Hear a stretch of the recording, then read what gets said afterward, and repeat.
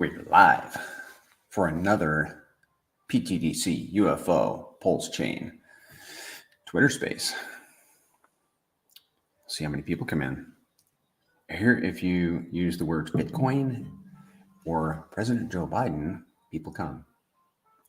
Let's see what happens. Snails is here. Yay. On the Twitter. So if you guys don't know, we're streaming to space. I use my phone for the space and my computer for the YouTube stream. It's a little innovative, which I really like. We're like the innovators around here, the aliens. And we are also on, there's video on X also.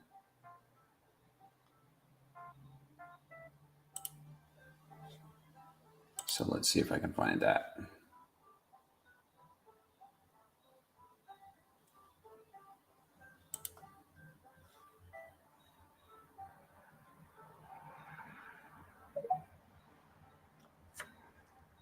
There's Coach and the Grays. Yay.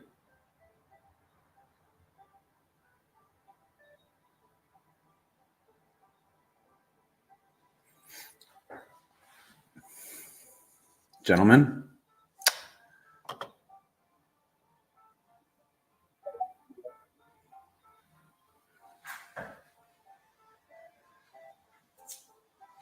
I hear nice music. No speakers yet. My mic. Oh.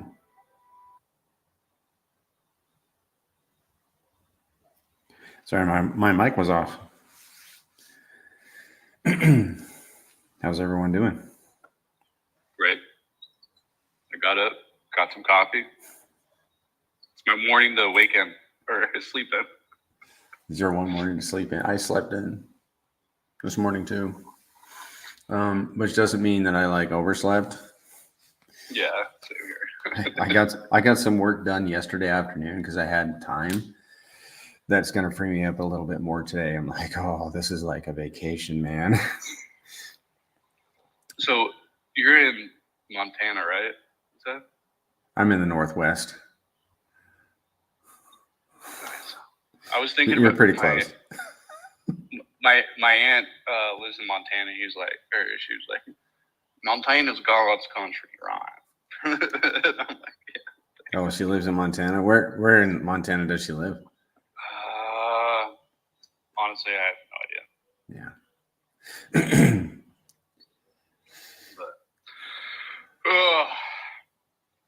We passed 3 milli with UFO all time. Is that an all-time high? I haven't looked at the chart. I think that is. No. How many more? Is it 3.5? I think. Let me see. If that's the case. Just a second. I'm supposed to have that pulled up, but I had something else pulled up. 3.46, like technically, on the day. Hold up. I have a hard time telling. Yeah, it's about 3.5, and we're at 3054 right now. I should go by market caps though, but. Well, now our dog sleds are off for the races. It certainly seems that way. We have, it's been up and to the right for 3, 6, 10 days. Yeah. Well, last time this started happening with PulseChain, we went up and to the right 9 weeks in a row. So see how PulseChain does it again. Zen, I sent you a co-host invite.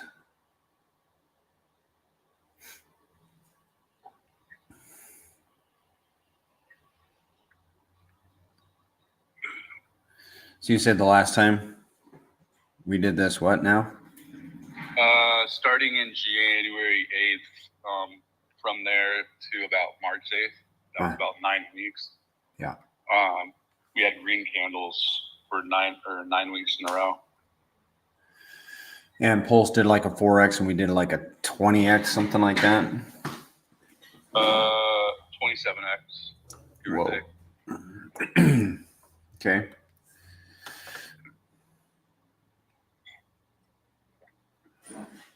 Declined to co-host. Okay.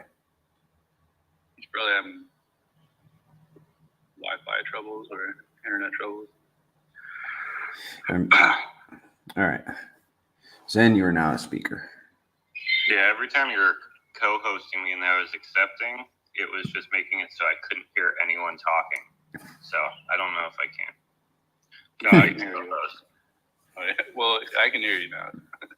So I might not be able to be a co-host. And, that, right now. And that's fine. I was just I started sending you co-hosts to see if we could mitigate the problem that we've been having. But I guess that didn't work. So, yeah, David. So we have 15 people live on YouTube. David's in here. He says, good afternoon. And Riddick says, hey, everybody. And we have 10 people on Twitter. So, yay. And I'll see if I can spot how many people are viewing on Twitter.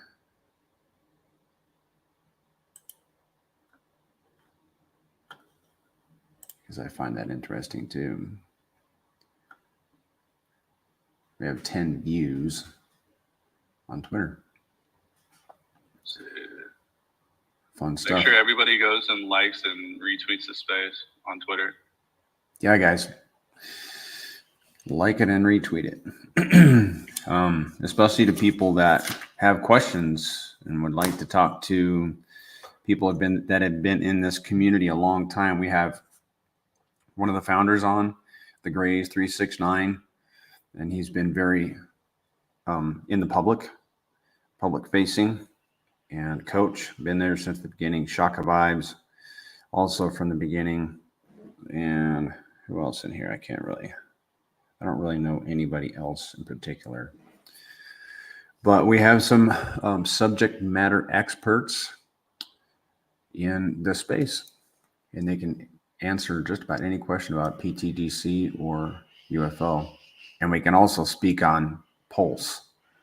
So if you have a question or comment, just raise your hand, however you do that in the space, and I will give you permission to speak.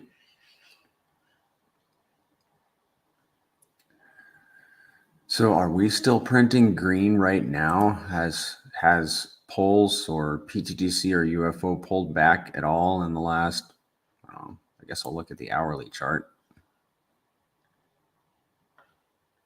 I should show my screen. Let me show my screen here on the YouTube. Yeah, when I woke up this morning, there was some additional green on pTGC at least. There's some buys came into pTGC, and I think we're at like 20% up for today on pTGC, which is pretty good. I think just because of Hart's Law, we were sitting here around 10 and 15%. So then the natural buys that came in got us to like 20% of green on the 24, which is nice. Huh. Awesome. Well, I feel like adding that that liquidity to PulseX really helped it. 100%. Ink and PulseX. We added to both those, and those two were the RH tickers that were up 20% yesterday. So. Which one's PulseX and? Ink. Okay. In stereo.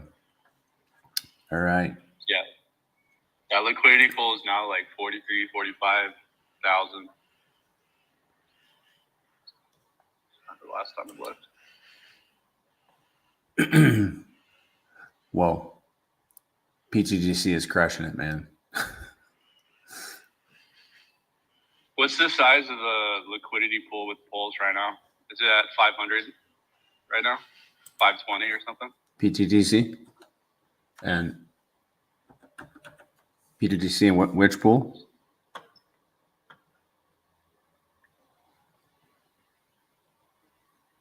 Did we lose you, Coach? He must be talking about UFO because Coach, you might need to drop down. We don't hear you anymore. God damn it. Oh, no, we hear you. Which pool, Coach? UFO? Try again, Coach. I think we hear you. Huh. Okay, well, I guess he'll come back. I heard him again for a second. The UFO WPLS pool is 542,000. That's a significant pool. Yeah, it's funny because I think a week ago, I was talking with someone and we added some liquidity to the pulse pair because it was at like 395,000 and we wanted to get it back up over 400,000, not because any liquidity was taken, just because PulseChain was going down. So we bolstered it up a little bit, and then that just shows you, just with a little bit of positive green action, how quick these liquidity pools can just start gaining in value. Now we're at 540,000.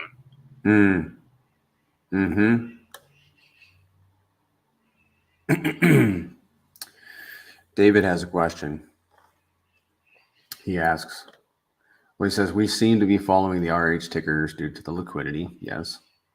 My question is, why would I not just hold pTGC and stake instead of holding Inc. or PulseX? Yeah, that's kind of the question at hand, right? Like we're trying to bond ourselves to these tokens so heavily that anything they do, we plan on doing. And then we also have a way smaller market cap and holder base, so it's actually easier to do X's on top of those base tokens. So we have the capability of doing more X's, but then we almost have the guarantee. And I say the word guarantee, but nothing's really guaranteed. Obviously, there could be a big sell-off in our ecosystem, but we have math and liquidity backing the fact that we should move in parallel with those tokens at least, because anytime they move up, we move up. And if you think about it, we should always have lack of sell pressure compared to those, because ultimately we have lack of holders, and our tokenomics are constantly buying out the tokens from weak-handed people with the buy and burn on every transaction. So just based on math and theory, we should just keep outperforming them and growing our LP as time goes on. So it technically does make sense, in my opinion, to hold these tokens comparatively. Like, that was the overall goal. If anyone's building tokens and not trying to beat out other tokens as far as game theory and tokenomics, like, what's the point of even it being there? You just going to trick people to get in with the meme and then let it crash forever? Or are you actually trying to build better tokens? Can you hear me now? Yes. Am I good?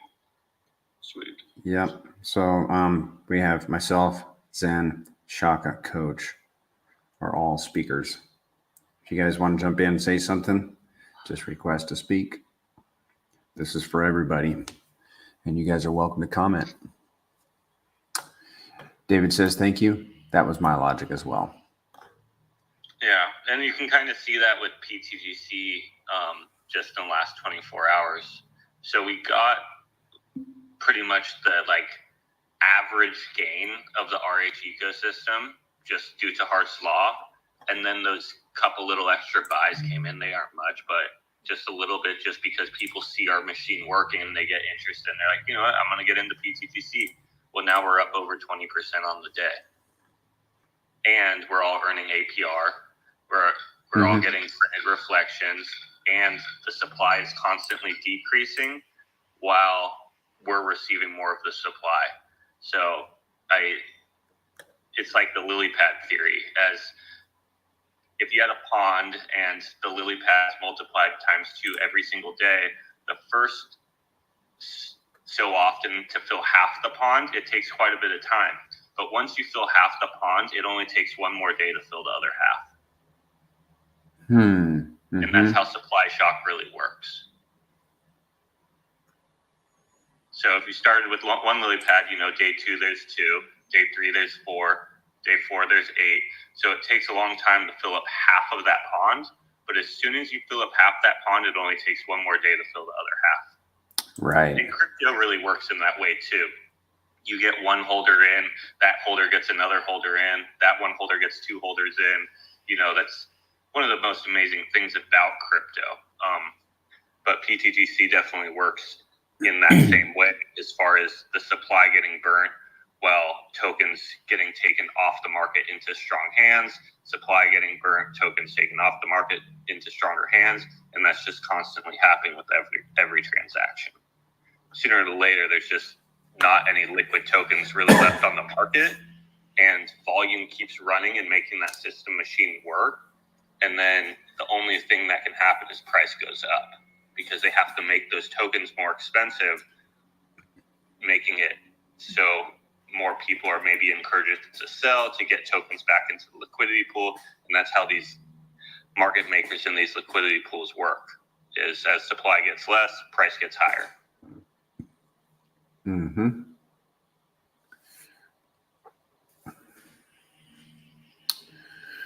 True that.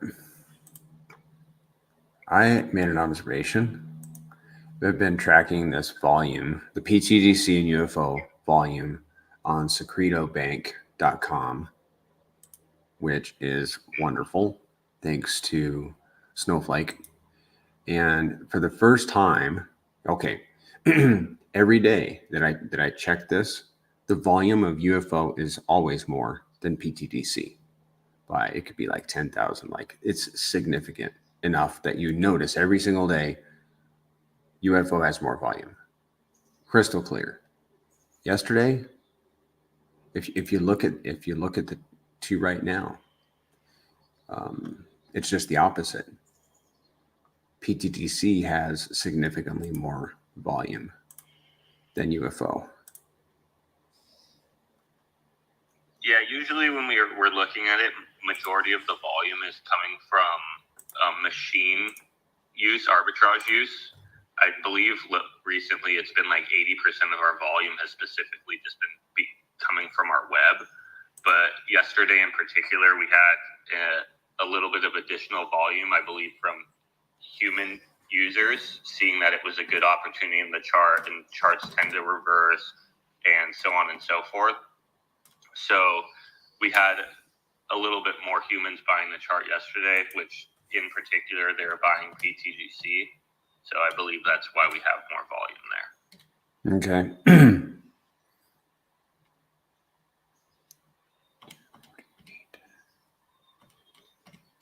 So we have, unless I'm mistaken here, guys, between pTGC and UFO, 3.5 million in LP. I'm doing math on stream, but I am using a calculator. I'm going to redo that because we just crossed 3.5 million yesterday. So let's see. Yeah, that sounds about right.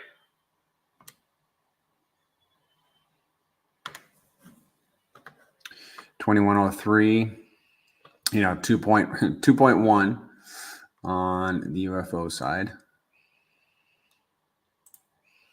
and 1.6 on the pTGC.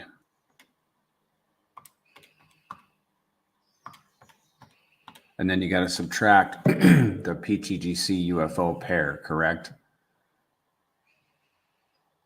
At least from one of them. Yeah, so you're not double counting it. Yep. 3.513 in LP. Wow. That's pretty much at the bottom of PulseChain. Yeah. We're up a little bit. Like, it feels good being up, but really, if you zoom out, we're still at a hugely discounted price. So even with PulseChain going up to sack rate, let's say, you could times that LP by 2. So we'd be at $7 million of LP as soon as we're at sack rate, if not more, probably. Yeah. We'll start a little tracker on that.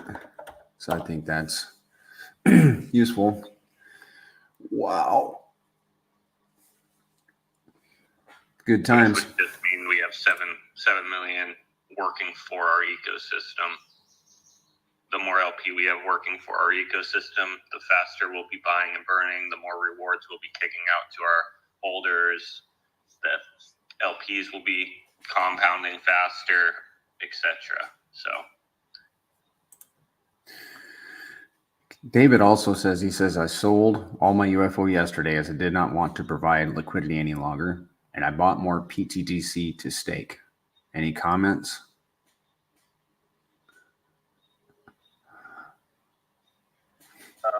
yeah, I don't know is that when you hold UFO, you are also getting reflections just by holding it. Mm-hmm. I would be interested to see if the holding UFO rewards is actually more than the pTGC staking and holding rewards, because UFO only has 1,700 holders or something like that, comparatively to pTGC having 6,000. So with pTGC, when you hold and stake, you're getting 2% of every fee, and with UFO, you're getting 1% of every fee. But the difference is you're having to split that 1% with way less people than the 2% with a lot more people.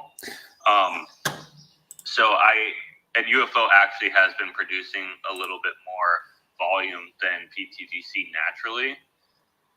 Well, so David, I would check to see, because if I had to guess, and I haven't done any of this math, but just based on math, I know it kind of in my head, I wouldn't be surprised if UFO's holding rewards are actually producing more than pTGC's currently. That doesn't mean in the future, but I'll put it into my calculator that everybody has access to in the Telegram. So $1,000 of UFO right now, and then I'll get $1,000 worth of pTGC. Is that how you would do it, Zen? Yeah, that'd probably be the best. You could stake that pTGC and hold it, because that's probably what most people are doing. Another thing to just keep in mind with UFO is, so majority of people are holding or providing LP, but I think honestly at least half are providing LP. So when you provide LP, you're no longer getting the holding rewards. So you've actually shrunk the amount of people you're competing against for those holding rewards by half as well. Yeah. And pTGC doesn't have this metric because no one provides LP with pTGC, because there's no incentive to provide LP with pTGC. So you're competing against the whole pot. With UFO, I would say you're competing against only half of the pot. Or with UFO, you're competing with only half of the pot. Mm-hmm. Another interesting thing that I was talking with someone about yesterday, since I think we're probably up like 40% from the bottom of UFO. A lot of people, and along with PulseChain tickers, are up like 40% or whatever they're up currently from the recent low. Now, to acquire UFO shares, it costs any new person 40% more. And then like the same metric obviously carries on as these prices keep going up. So if someone who's interested in UFO shares, let's say PulseChain goes up 100% from here back to SAC rate, and UFO, let's say, does the same. Now, anyone that wants to get the UFO shares you can get today for $1,000, they're going to have to pay $2,000 at that point. Yep. So the UFO shares will actually just keep costing users more and more and more to get the same amount of UFO shares that we could get today. And what I'm saying is the importance of the UFO shares is the UFO shares are your PLS printers. So if you're interested in getting PLS printers in the future, it's better to lock those printers in at cheaper prices now, because as the price keeps going up, those UFO shares become worth more. Yep. And you'll have to pay more to acquire them. Yep. You can literally, if Pulse did a 100x for $5,000 worth of UFO. Well, what I noticed, if you look at the UFO pTGC chart, I think it looks like one of the top liquidity pools that actually got percentages up. Double check for that for me. I saw that yesterday. Can you hear me, Coach? I could be wrong. Coach, can you hear me? He can't hear me. Zen, can you hear Coach? I hear Coach, yeah. Yeah, I hear you too. Huh, interesting. I think Coach, I think he's going to have to drop out, come back in. My space has been buggy lately. It really has. What I was going to say is right now, if you bought $5,000 in UFO, and let's say you had $5,000 of one of the RH tickers, Inc., for example, that'd be an equivalent, combined, that'd be a $10,000 LP. If Pulse does a 100X, that LP position will be worth $1 million. Yeah. That's how I'm looking at my LP positions. I'm a happy camper. I mean, if the more X's Pulse does, the happier I get. Well, and really, if you think about it, because then if you have $1 million in LP, you now are earning APY on $1 million.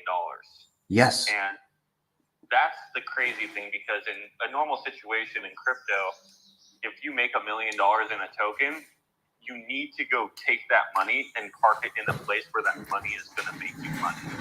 And usually that's not crypto, because a lot of people are getting those 100Xs on meme coins, and meme coins don't pay you APY. So what they need to do is they need to sell that meme coin and then go chase an avenue that does print them APY. A lot of them do this outside of crypto. They'll put it in properties. They'll put it in some safer protocol of some sort, or, that will give them the APY if it's providing LP with stables, blah, blah, blah. The cool thing about this is it's all in one place. So you can come for the X's, but stay for the APY. So we come for the X's. Let's say PulseChain, like you said, does 100X, and now you just turned a $10,000 liquidity pool into $100 or $1 million liquidity pool. Mm-hmm. Well, now you can just cash out that PLS on a weekly basis and live your life with that, because you don't even really need to worry, as long as you've been safe with your seed phrases and everything, because all those tokens are actually still remaining in your wallet. So you don't need to worry that you've given up self-custody. You don't need to worry that, in my opinion, that the supply will keep increasing and people will start selling on you. As you stay in there, you are making the web stronger, and that web will keep buying and burning behind you, making it so you can feel comfortable that the price will not have a flash crash or anything like that, because as you're sitting there, there's just more of the supply getting taken off the market on you, and you're just earning APY the whole time. So you get the X's of any token. This is a micro cap, a meme coin. But then once we get to those high levels, the APY should keep a lot of people in the protocol, in my opinion. Mm-hmm. If we have any honored guests in the space and you want to say something, just ask for permission to speak and I'll grant it. I'm trying to keep an eye on my phone for that. Now, to get back to David's question, because he sold his UFO yesterday and bought pTGC. So what I did was an equivalent with the calculator based on yesterday's volume and yield rewards for pTGC and UFO. If you bought $1,000 worth of pTGC right now, that would garner you 37 million pTGC.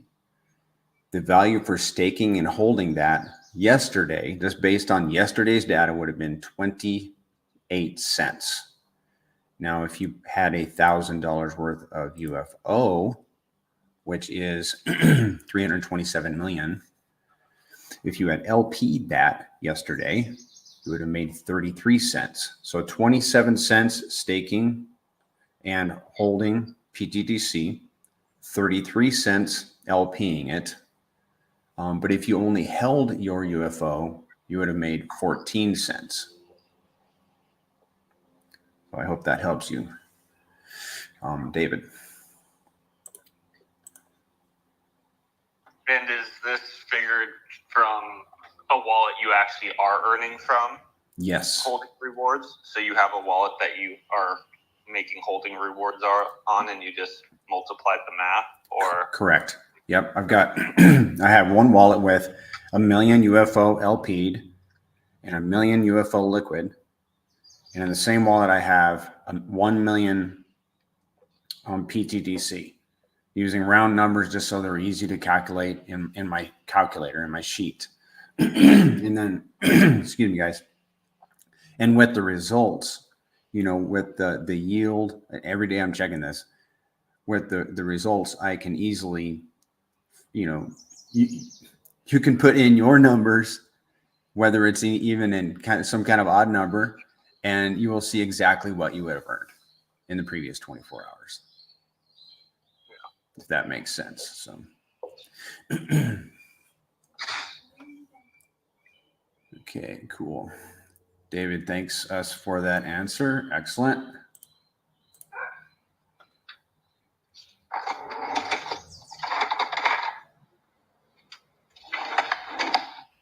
So what's up, guys? Shaka, do you have any comments? It looks like Zuka might be trying to come up. I saw him raise his hand. Yes.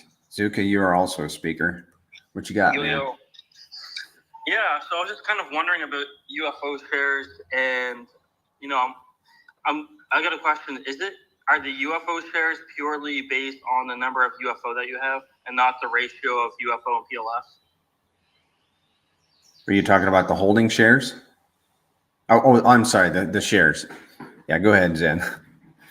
Yeah, so how the UFO shares work is when you create the LP pool, it looks at how many UFO you're creating that LP pool with at that time, and then you get that amount of UFO shares. So then as that LP pool fluctuates, you know how like impermanent loss takes in or so on and so forth. As the pool fluctuates, you could lose UFO, you could gain UFO, but your UFO shares will remain the same, if that helps. Yeah. So I was listening to this space a while ago, and somebody was talking about whether LPing or just holding, and the person was choosing both because, well, I mean, you always have the option to do whatever you want later down the road. So I was thinking, like, if I had LP'd really early on, yes, I'd get a lot of the pulse passive income, but I would also miss out on the X's. So if I were to hold, you'd still get those X's, but you'd lose out on the pulse rewards. But at the same time, I'm thinking, like, if I hold and then the price goes up, like, let's say I hold $1,000 of UFO and the price goes up 10x to $10,000. If I sold $5,000 on the market, I would still technically be able to, keep the amount of UFO shares I would have if I were to LP from the bottom. Does that sound about right? Yeah, so like you're thinking, so if UFO runs, it's obviously going to be exiting you out of that position. And then also, when you are providing LP, you're getting paid in PLS. So if you think UFO is going to run harder than PLS and you want more UFO, it makes sense to take those PLS rewards and actually turn them back into UFO maybe once a week. Because if you look at, let's say, the past of pTGC, if you took your pTGC rewards and turned those rewards into PLS instead of keeping them in the pTGC, you would be down like 20x on those rewards because pTGC has outperformed PLS constantly. So I personally look at it like with LP bags, what it's paying me in PLS, I'm actually kind of circulating that PLS back into either more LP, like half UFO, half an RH sticker, and then repair it and compounding those LP pools, or just right into UFO to bolster up the UFO bags.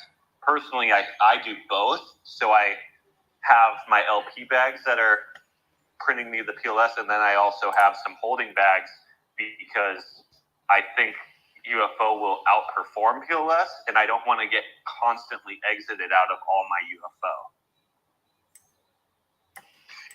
Right, that's a good way of thinking about it.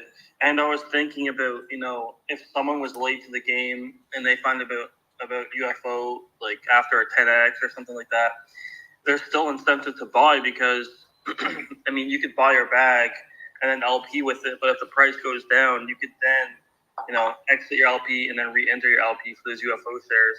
So I'm kind of thinking like, no matter how high the price goes, there's still a chance for someone to even benefit from the staking protocol as much as possible because the price keeps fluctuating, right? So it's like, I don't know. I think even people who are going to understand this protocol later down when PulseChain becomes popular, they can really look at the game theory, and it still works out for newcomers.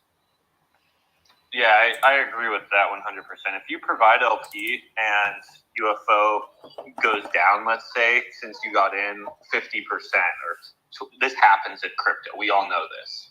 So if you accidentally bought the top, you're that person, it's always someone, and you provided LP, and then let's say there's a little bit of retracement on the ecosystem, or 30% even. Well, you can close that LP pool down and just reopen it and lock in a way better UFO share rate that you would have never had. And not saying that that's better than you timing the market perfectly, but just the honest truth is most people don't time the market perfectly, and that there usually is just never a benefit where this token actually has at least one thing that you can proactively do to make your position a better opportunity for you without it all just being negatives that you bought the top. 100%. Yeah, I was just thinking about that the other night. I'm like, right, man. Even people who are late can even get in and still feel like they're sort of early, right? Like with the PLS and UFO fluctuations, and I think it's a good kind of like marketing thing, just to even stop talking about promoting the top or whatever. Like there's always still a chance to benefit from the protocol itself rather than just holding. But even people, go ahead. It dips too, like if you bought the top and then it dips, but as long as it goes back up to that top or more, you actually just really made your financial situation better with that dip. Because if that dip never came, maybe like mentally you would feel better just sitting at the top. But since it fell down and you were able to recalculate your UFO shares, and then it went back up to that rate, now you've just locked in a lot more UFO shares, ultimately cost-free. And now you have more UFO shares moving into your future, into the protocol. 100%, yeah. Oh, it's a good protocol, I'll tell you that. I appreciate that. I personally don't see very much risk in a permanent loss with UFO because of how bonded it is with all the RH tickers and how much liquidity is there. Generally speaking, they're all going to move up and down roughly at the same pace. I don't think this is going to be something where, one outruns the other so far that we're really too worried that, oh man, we're going to lose all our UFO, or vice versa, we're going to lose all our Pulse or whatever we paired it with. I think that's one of the beauties, is this is a much safer LP play than, potentially, if you say back in the day did it with Teddy Bear, and you did Teddy Bear and Pulse, and Bear just ran like a dog, you lost all your Teddy Bear. You gained the Pulse, that's great, but you kind of lost all the Teddy Bear, and you had a big and permanent loss. But I think with this one, it's pretty safe against that. Yeah, 100%. The LP to market cap ratio is so large that it is very, very bonded. It's like we said, it's a 2 mil. It has 2 mil in liquidity, but it's a 3 mil market cap. I don't even know of another token on any blockchain that's ever had a ratio like that. And usually that ratio isn't super beneficial because it becomes very hard to pump the token with buys. but there's never been a token that actually makes money off of liquidity webs and liquidity. It's always there just for people to exit and people to enter. But since we make money off of these liquidity webs, it makes sense for us to bolster these up as big as possible because it makes us less reliant on human interaction and more reliant on market making, pretty much.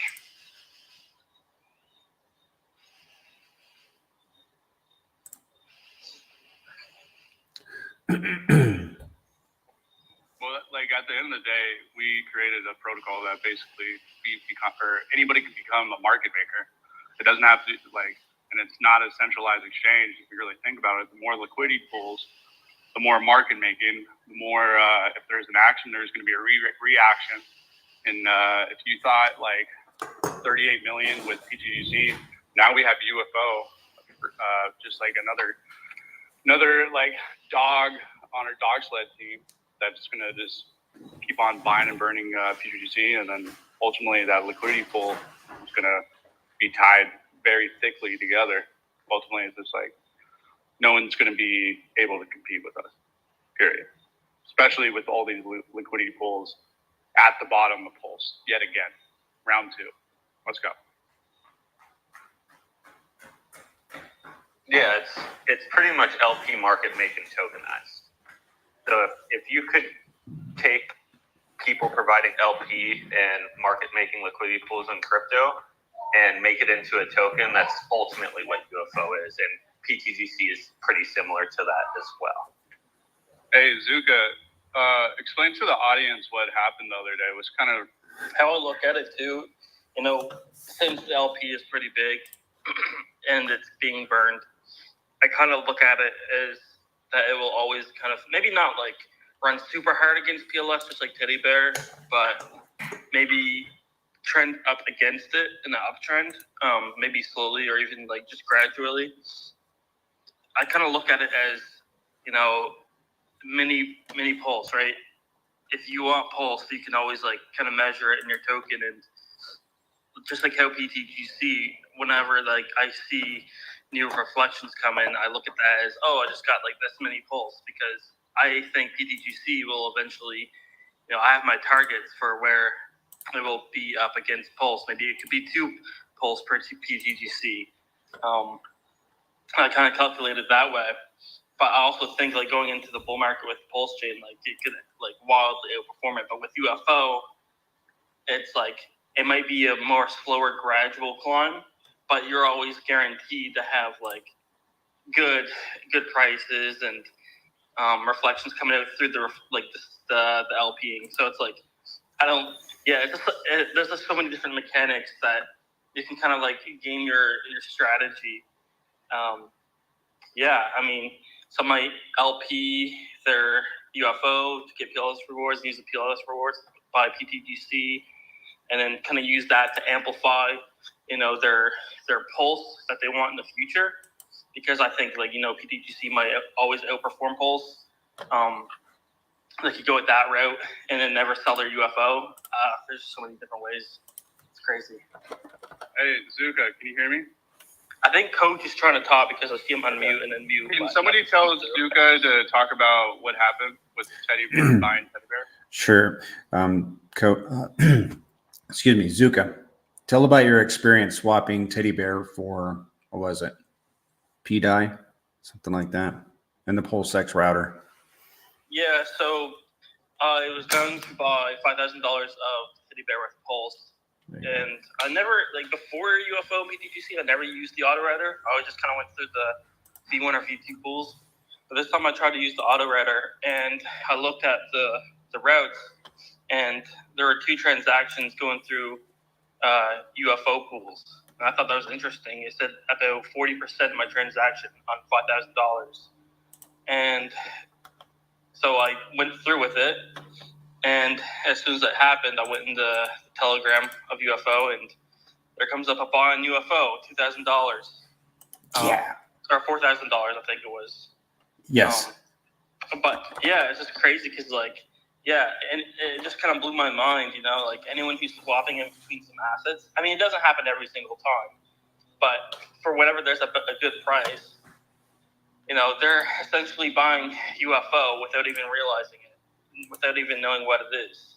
Like, I think that's so cool. And yeah, like you said, we're getting paid to market make, we're getting paid to give people better prices.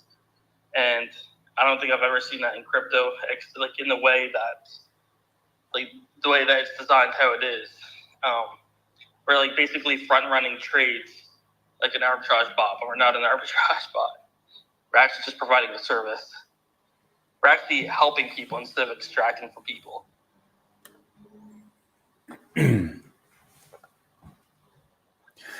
And Zuka, I was able to duplicate that, swapping teddy bear for like PDI there that day. And I'm actually testing it right now to see if it would do that.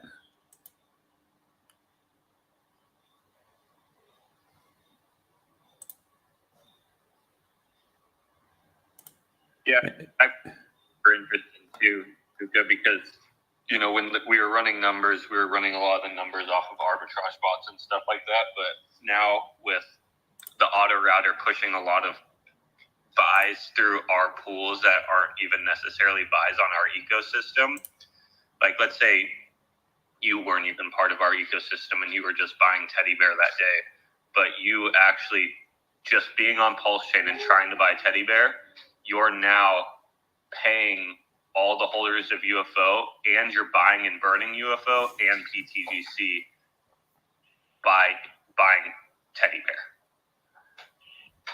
And that's kind of where I was going back to, is why UFO and pTGC are pretty much LP market making tokenized, because we're providing the service of having market makers of LP on this blockchain and them being decently large.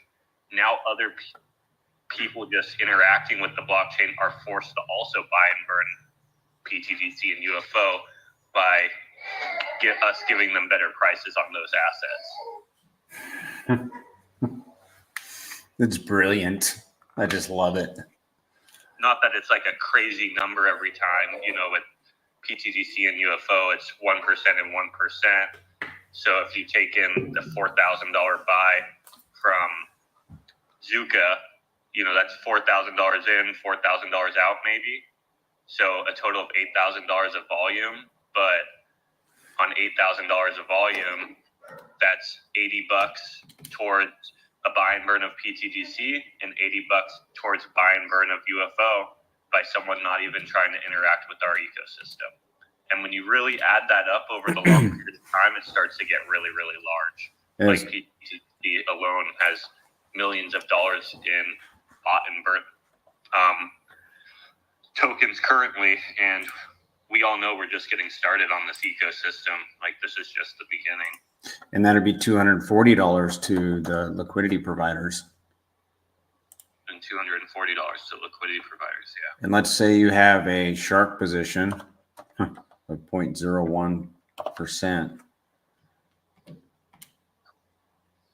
0.1%. It'd be 24 cents. It doesn't sound like a lot, but when you compare it to what normal LP providing pays you, it's quite a bit more. Because really normal V2 liquidity providing doesn't pay that well. It pays a little bit. It's okay. It's a good thing because in crypto, I was kind of talking about this, is if you have a decent amount of crypto, you need your money to be put to work for you. That's what anyone does that has a decent amount of money, is you need your money to work for you, so you're not working for money. That's right. Really a lot of the reason why a lot of people should be in crypto, is the investing purpose, not the gambling purpose. In my opinion, I know I have a more of an investment thought than most people, but why I'm in crypto is for investing, and I need my money to work for me and my family. Yeah. So a lot of people do this just by LP providing. So the nice thing about our protocols is it amplifies that. We want to get people more money for doing this, so they're incentivized to do it in our ecosystem instead of others. Right. Yeah, 24 cents is not exciting. But for one transaction, one swap of a small amount of $5,000, at the bottom of PulseChain, And you and I can see the future, where this thing's probably going. 24 cents to me, from that perspective, is exciting. A lot of the same things that are built inside of PulseX are built inside of UFO. So a lot of the same math that is forcing the price upwards on PulseX is literally built into UFO. The difference is PulseX has billions of, it's $1 billion market cap already. I don't even know what it's at actually, but you know how many people sacrificed for that. Yeah. And UFO is at 3 million market cap. All the same math is there. Whoa. And that's what I kind of say is like, if you believe in PulseChain, PulseX, you believe in pTGC and UFO. There's nothing you can do about it. It's the math is there. And a lot of the same fundamentals of PulseX, everything PulseX is using, saying the price will go up, UFO has those same metrics, but it's a lot smaller of a cut. So it just takes way less to do it. Just imagine, I think UFOs probably has the biggest LP with Hex and any other token except for the RH tickers. So imagine when UFO gets to be a really big market cap and it boosts liquidity pools all over the place really high. And then imagine when people start tashing out Hex, maybe after it hits like 50 cents or $1 potentially this run, a lot of that money is going to be flowing into UFO, and that's not going to be no small dollar for sure. So it's going to be really interesting. Yeah, most tokens are focusing on just getting enough liquidity in their WPLS pair, let alone add enough LP in 10 different pairs. And really, a lot of them don't even have enough liquidity in their PLS pair to get good buys in and out. Like if you look at majority of the tokens here on PulseChain, like they're sitting with like $100,000 in one liquidity pair, which is not a lot of money because only 50% of that is actually PLS. The other 50% is the baseline token. So like they literally are trying to promote this protocol with 50K in liquidity. It's like only one person is going to get that liquidity, usually the person involved since day one. With these protocols that we have, like you're saying, we have, I believe, $350,000 with PDI with UFO. So if PDI goes to $1, I think there's 50 million PDI in that pool. So that would be $100 million liquidity pool if PDI goes to $1. So, and that kind of goes back to if you believe in PulseChain, you believe in UFO. Now, what this turn is, if you believe in PDI, you believe in UFO. If you believe PDI is going to $1, you now believe that UFO will have $100 million liquidity pool with PDI. And we will make money off that liquidity pool. The same goes with Hex. If you believe Hex is going to 50 cents, I personally think RH has to make it at least go to $1, or a lot of the things he's quoted and said about him for the last 5 years is false. He talks about how Bitcoin's at the top of the S curve and Hex is at the beginning of its adoption. So if it only went back to its old all-time highs, that would make a lot of what he states incorrect. So I think he at least needs to go to $1, which isn't guaranteed. I'm just saying for RH's sake, he needs to get these tokens to these levels. So if you look at our liquidity, I don't know if you could pull this up, Banana, but if you look at our liquidity pool with Hex and how much Hex is actually in that, I'm sure it's close to 50 million also, or maybe 25 million. On UFO or PTGC? UFO. UFO and Hex, there's $230,000. Not dollars. Go open that pair and Okay. then look at how much Hex is actually in it. I can pull it up if you don't know where to find it. I just thought it might be good for the screen. Yeah, let me see if I can find that. I'm not accustomed to finding that information, but I would like to try.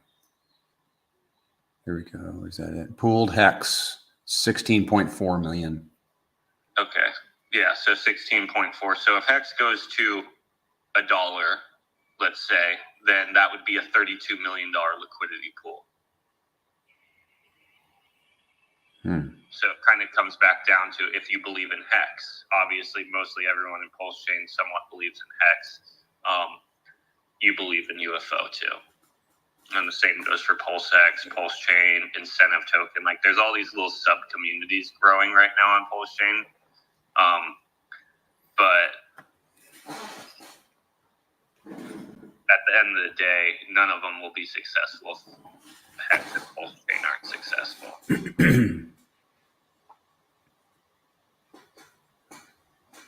So who in here has... I think Mando might have been raising his hand, just so you know. Yeah, I just gave him permission. So I just want to throw this out there. And by the way, we're going to be doing the same thing again on Monday at 8:30 p.m. So, and then I was going to say, who in here has connections with somebody that's got a channel that can do that would be interested in interviewing TG Zen? If you do, and it's a channel that Zen has not been on yet, reach out, ping that person, and see if we can get them on another interview. We're scheduling one with Crypto Kong, and that will be, I think it's next Friday. Next Friday. Yeah, this coming Friday. Yep. I also have AMA that I'm doing with Vibra Finance on Wednesday coming up too. So cool. It should be a pretty good week. We have today, we're doing this. Monday, we're doing this again. Wednesday, we're doing Vibra. Friday, we're doing Crypto Kong. Coach is doing streams every single morning, 6:30 a.m. We're really trying to just get active in here because I believe, just like B Roots is saying, the flipping of soul has started, which will mean naturally new users will be coming over to PulseChain. Mm-hmm. And we want to make sure that we're here ready to educate people when they do land. Because when they land here on PulseChain, they're going to have questions because there's a lot of different stuff going on here than any other blockchain. So I think it's important that we're here ready to educate them once they get here. Right. And on that note, Zen, I am showing on the YouTube stream my Twitter. Guys, I learned this from Goo God. He's like, we want to bring people over to our network, the Pulse Network. Well, how do we get them over here? We got to tell them about it. So I copied Frankenstein this from Goo God, and I just made it my own. And I think I popped it into ChatGPT, and that helped. And I put a lot of positive information about PulseChain, how to get over here, the benefits, a lot of links to even channels, YouTube channels that are PulseChain predominantly. And I pinned it. And you guys, I mean, you can go to my Twitter at Prairie Banana, copy this, paste it into a post, make it your own, or leave it as it is. I don't care. And then post it, then go to your profile and pin it. See this? I made it July 15th. I refreshed it 5 days ago, and it's a pinned tweet. So now whenever anybody is looking at who the Prairie Banana is, the first thing they're going to see is good day. Are you tired of paying expensive transaction fees? And it just goes on. So make a post about the PulseChain. That's my advice to get people over. And we are also cataloging all the interviews that Zen is on. They're in that sheet. Let me see if I can find it. So it's under founder interviews.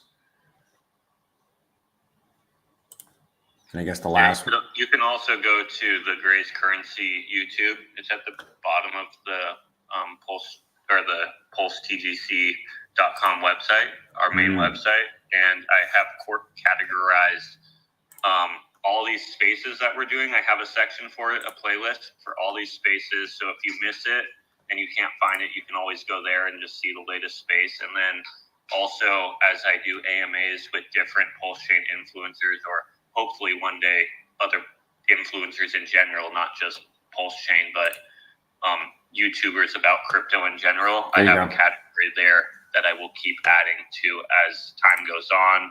So you can kind of just hop in there and listen to AMAs with tons of different YouTubers. You might have a preference of a YouTuber you like to listen to, so you can kind of glance at the list and kind of pick and choose. Right. I see some of the interviews in there, Zen, but not all of them. Like your if you have any that I forgot, just let me know and I'll add it. It takes a second for me to add. Okay, cool. I'll do that because I got some. Okay. So anyhow, yeah, guys, the interviews are great. And if you want to pass them around and listen to yourself, you can get them on the site through probably the YouTube channel would be the best place to go for that. All right, let's see what we got here. David has another question. He said, will the team be concentrating on building the RH liquidity pools such as Inc. and PulseX? I would say the answer is yes. As far as UFO goes, it really depends on users, because a lot of that liquidity is provided by the community itself and what they feel comfortable providing with. But ultimately, all that you're getting paid for is RH tickers and PDI. So naturally, UFO will get bolstered up just by us getting more people in and them being educated on the system. As far as pTGC goes, more recently, a lot of our proposals have been going to liquidity ads with RH tickers. We've been bolstering up the liquidity pools of PLSX and Inc. at the bottom because we felt that those were actually running a little bit harder than Pulse. So we wanted to make sure to grow those a little bit more at these lower levels. So when this whole ecosystem decides to rise, we don't regret not filling up at these levels. And we've been doing that and burning them, making it so it's locked in the protocol forever with the DAO.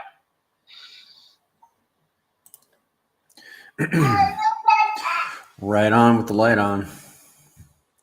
David said he tried to reach out to Crypto 7, but he's a little bit blinkered. I think he had his channel pulled because he said something that wasn't like, I don't know, it wasn't like super off, but it was a little off and got his channel pulled. So I guess we need to be careful on YouTube. And we knew that. I didn't know how careful we needed to be, but it's pretty serious. I'm sure he lost sleep over losing his channel. I think it just depends on if you have haters or not. You know, someone might have lost a decent chunk on Hex or something and felt like it was his fault, so they reported him. Nothing really he did. He's not the only one talking about Hex and trying to educate people. It just probably someone just upset. Yeah, agreed. So let's. Oh, I guess he's up and running again now. Well, that's good. Let's talk about where the rubber meets the road, Zen. And this is a question I think that some people are wondering. Okay, I'm looking at the sheet, and we put $1,000 of a hypothetical $1,000 worth of UFO and paired it, and $1,000 worth of UFO liquid we're holding in our wallet. Yesterday we would have earned 33 cents for the LP, 15 cents in reflections just for holding. What do you think those numbers will look like when Pulse does 100x?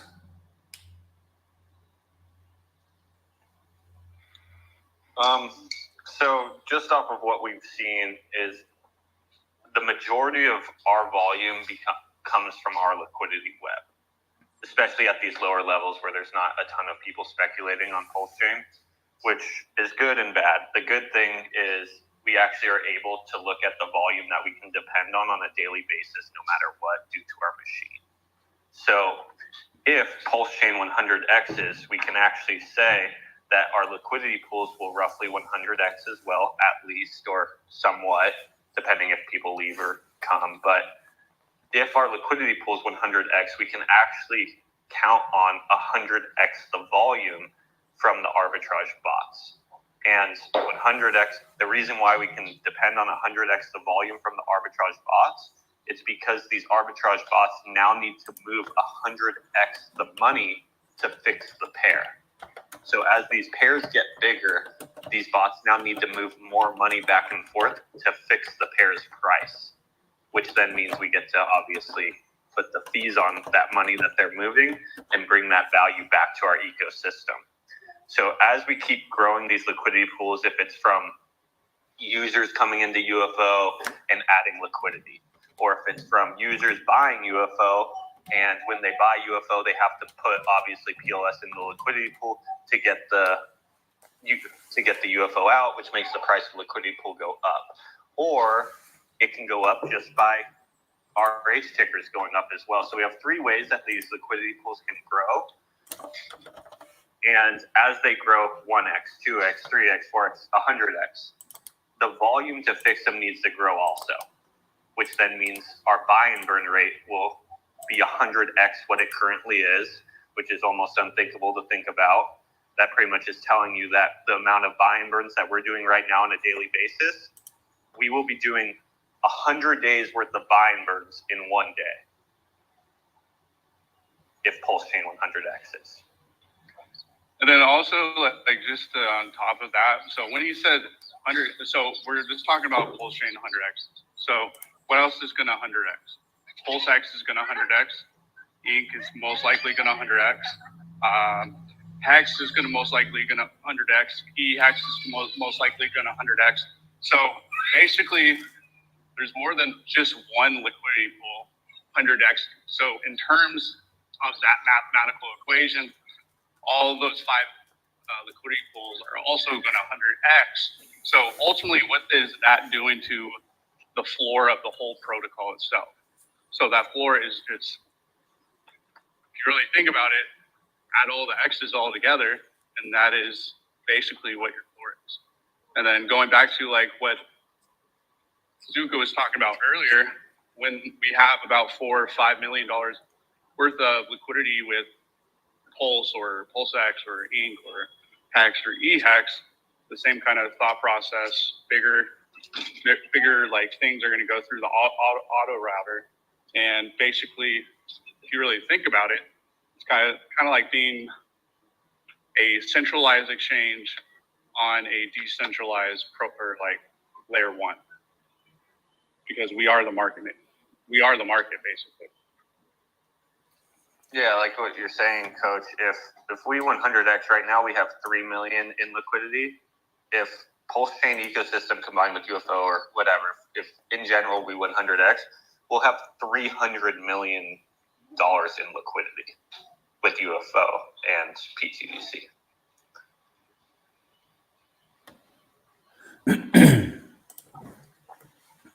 And with pTGC alone, that's all burnt too, or 90% of it. Yeah, majority burnt.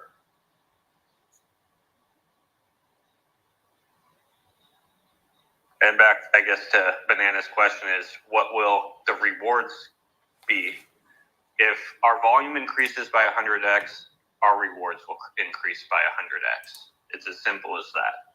So if you lock in UFO share rates now, if you lock in pTGC now, UFO now, based on the math and the success of PulseChain, the APY will start to increase as well, making it so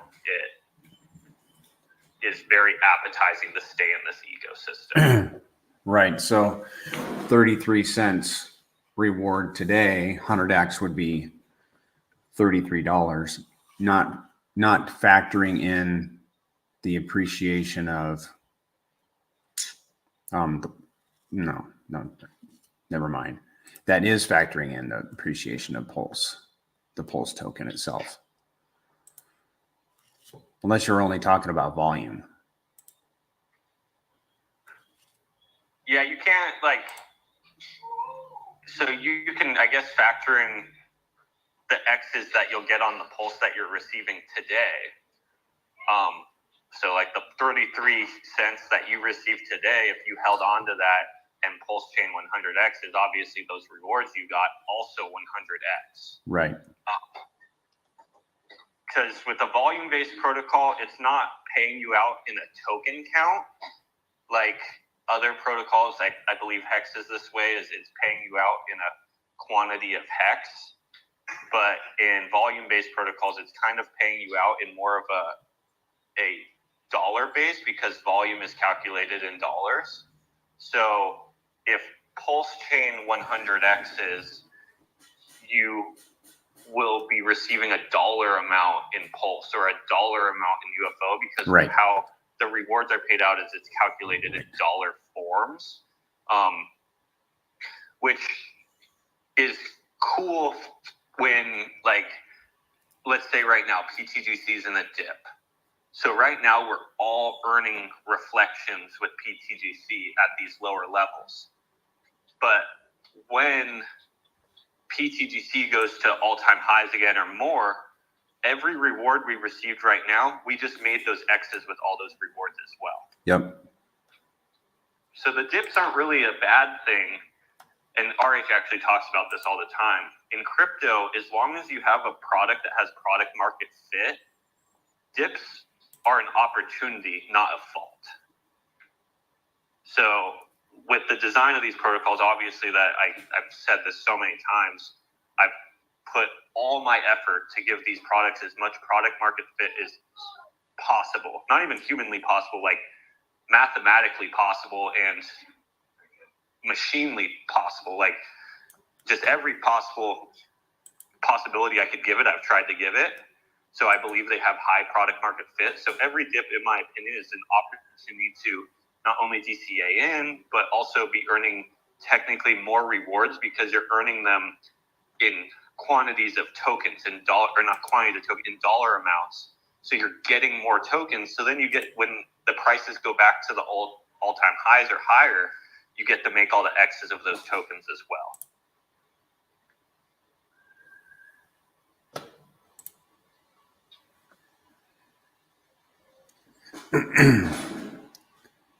Mando, I'm going to give you permission to speak. How's it going, man? Yeah, it's going good.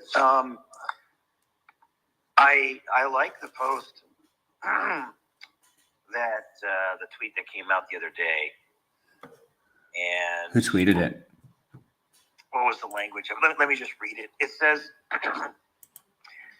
last time Pulse was around this price, PTGC was around a $1.5 million market cap.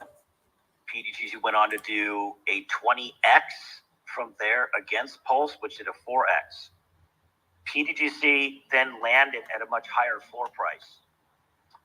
Now against Pulse, just around a $7 million market cap. Now we're currently this was just like 3 days ago when this was posted. Now we're at a $9 million market cap. It's going to be very interesting to see how many X's the Grace currency does on this next Pulse run. In addition, the last run, there was just under 6% of the supply burned, and now there's 11% burned. Every run up, because we're talking about the up and the down, and the downs being beneficial, but every run up and draw down creates the same supply shock, price floor rising effect. And we've seen this because we've been watching the machine do what it does now since the protocol deployed. And it is the only protocol I know that on the way down, not only are the holders benefiting, not only are the LPs benefiting, but also the token itself is actually benefiting. Because every time we have a run up and a drawdown, it's eating away at the amount of tokens that are in supply, and it is bolstering up the underlying LPs that give the protocol actual real value as opposed to 98% of trash on blockchains.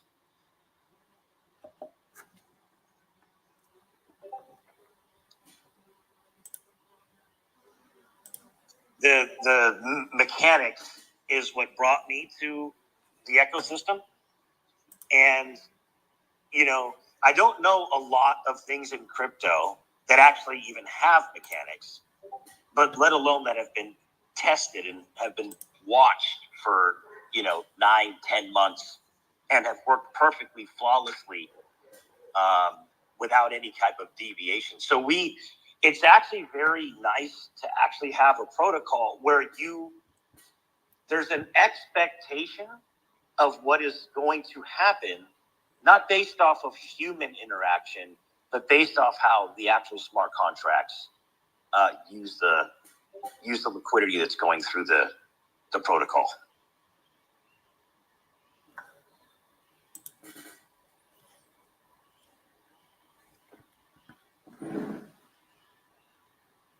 You're burning the living daylights out of the tokens as people are selling on cycle downs. And you're adding tons of LP and tons of burns. And it's all happening automatically without any human interaction. It's just phenomenal. But when you're asking about the sell-offs and the drawdowns, when people sell, they have to pay the system to sell. So it's a closed, looped, interactive protocol with 3 smart contracts that work beautifully. There's nothing out there I've seen like it, because we can expect on each cycle run-up kind of what the next run-up looks like percentage-wise. It's very interesting. That's it. It's interesting you say that, Mando, about how we've already watched this happen and mathematically we know how the machine works, because with a lot of protocols that kind of claim that same thing, they're getting people in on the idea of it working, but it's never proven to work. And then once it comes down to the time where it needs to prove it needs to work, it fails. Because it's always based on human interaction. It's always based on human interaction. It's always a Ponzi. Correct. A lot of crypto is just a Ponzi. But they're promising the idea that it's not a Ponzi. And that's what I think is so unique about pTGC and UFO is we've ultimately solved the problem of majority of crypto or tokens. Like obviously large things like PulseChain and stuff like that are a little bit different because they have such use case. But as far as like tokens and small market caps, they're all just Ponzi's, and we've solved that solution. We don't need another human to interact with us. Obviously, when a human interacts with us, it amplifies the system and makes it go up faster. But as far as being a necessity, it's unneeded. Let's speak to this. In general, if you are in a token, let's say you're on ETH, for example, the whole point is to get ETH, right? Whatever native blockchain, the whole point is to get more SOL. Yep. In general. So with this ecosystem, the interesting thing is that you actually, unlike in any protocol I've seen, you actually have to, if you understand what's going on, you have to ask yourself, imagine being on ETH and you have a protocol. And when you want or feel like maybe you want to take profits, you actually do have to stop and say to yourself, why would I want to do that? Because I'm actually benefiting myself not selling this into ETH because it's a leverage on ETH. It's going up faster than ETH. It's burning out of existence, right? It's deflationary, and it's paying me trustless rewards. It's paying me trustless yield. So when we're on PulseChain, and the only thing people can do is sell when they're in profits, there's really no incentive to do anything else. And yeah, it's, hey, I want more PulseChain. I want more PulseChain. But the thing is that holding these tickers is a legitimate claim check on PulseChain, right? So if I want to sell pTGC, what am I going to sell it into? Okay, am I going to sell it into Pulse? Well, why would you do that? It's a derivative of Pulse. It's doing more X's in terms of percentages than Pulse. It's paying me rewards that are convertible into Pulse anytime I want to convert them into PulseChain. And the tokens themselves are being burned out of existence at an astronomical rate, which is raising the price floor not only of the token itself, but of the LPs that give them underlying value. And this never stops. So it doesn't make sense to sell your pTGC into PulseChain because pTGC essentially is a claim check on PulseChain that's being burned out of existence and paying you rewards. And it's doing it 100% trustlessly, right? That's a very unique thing that a lot of people aren't really talking about. In general, all you want to do is sell the thing into the native coin and move on to the next thing. But with this, you're just not incentivized to do that. Yeah, well, I'd say a lot of that is most protocols, the liquidity that's there is provided by people. And that even if there is some burnt, the amount that's burnt just isn't enough for everyone. So it becomes like a race. You know what I mean? A race to who can exit at the time that's the top.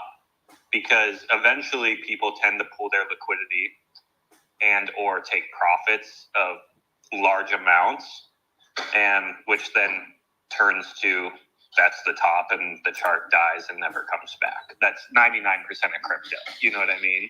The people who are providing liquidity on the way up are providing liquidity to exit, not for there to be liquidity in the project. They're providing it to exit out of that token.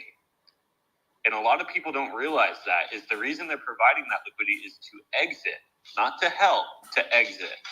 So if you take out those people when they hit the numbers, they're taking their liquidity out. And then whatever remaining tokens they have, they'll just sell it onto the market and move on to the next. Well, yeah, but like, for example, right now, let's say we go and do 100x from here. Not only are the tokens becoming much more rare and scarce, my tokens every day against the underlying liquidity pools that give it value, but the rewards that I'm earning right now, every million in rewards at 100x is almost $3,000. And holders are earning 1 million pTGC based on how much they have holding in stake. Some are earning that every day. Some are earning that every other day, every week. You're just not incentivized to sell a trustless, decentralized asset like that. Some will, obviously, but you're definitely. How many cryptos make you do a massive double, triple, quadruple take before you really say, yes, I really do need to exit this position? That's very rare.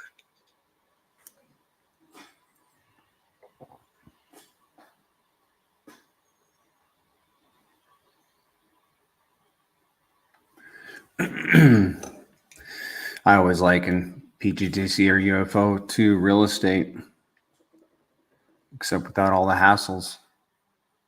You don't get calls in the middle of the night to fix anything.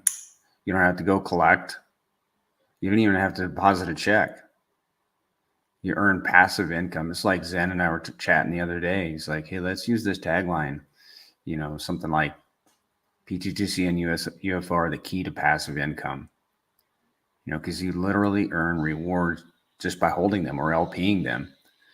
You know, whereas some other tokens, we have to sell in order to make a profit. You have to sell some of those tokens. But these tokens, you can sell the rewards and keep the principal. And it's like real estate. And the cash flow comes straight into your wallet. You don't even have to go down to the bank to deposit the check. It's pretty sweet. But on top of that illustration, it's if you could illustrate that real estate is deflationary right?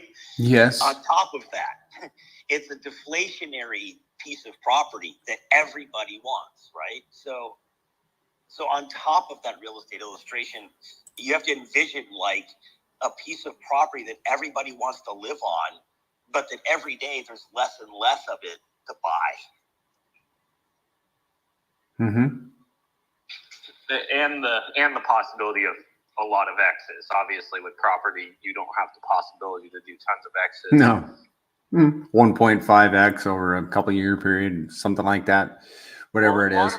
A lot of people don't even realize this. A lot of the X's that you do get on property is just because of the devaluing of the dollar. 100%. Yeah, people don't think about that, dude. Yeah, I got to say that all the time. The dollar is just worth less. Not that the property is worth that much more. It's literally they're just destroying the dollar. Yep. If you don't have X's outperforming fast enough, the sad truth is it's just the dollar being worth less. It's not really the items doing X's. It's just your dollar is worth less. I can tell I'm with investors and not retail people because I have to have that conversation with people. They're like, "Wow, my house is worth twice what it was, just a decade ago." Well, how much is your dollar worth? Yeah, but in the highest, most valued pieces of plots of land, you're doing much more X than you're definitely outpacing inflation. B and I a couple weeks ago were looking at properties in Miami, like the Miami area, and I can't remember what it was, but a guy went in there and bought this place for I think it was $5 million. And within 4 years, it was worth $50 million. Wow. Because it was right on the beach in Miami, and it just the real estate just turned up. That's like a pTGC token or UFO token. There you go. Deflationary. Yeah. There's just not enough land on the beautiful beach. It's very, very powerful. Hey, TGZ, look at your phone. You know what? I'll tell you one thing. I love having these discussions because things just pop into my head. Great ideas. All right. Yay. Carry on. Well, you got to tell us, dude. You can't just leave us hanging like that. How about you let us be the judge if it's a good idea? Yeah. Thank you, Mando. Not yet. Let's have a consensus. Hey, before I come to you guys, I always talk to TGZ to make sure my ideas sound sane enough. But it's an idea.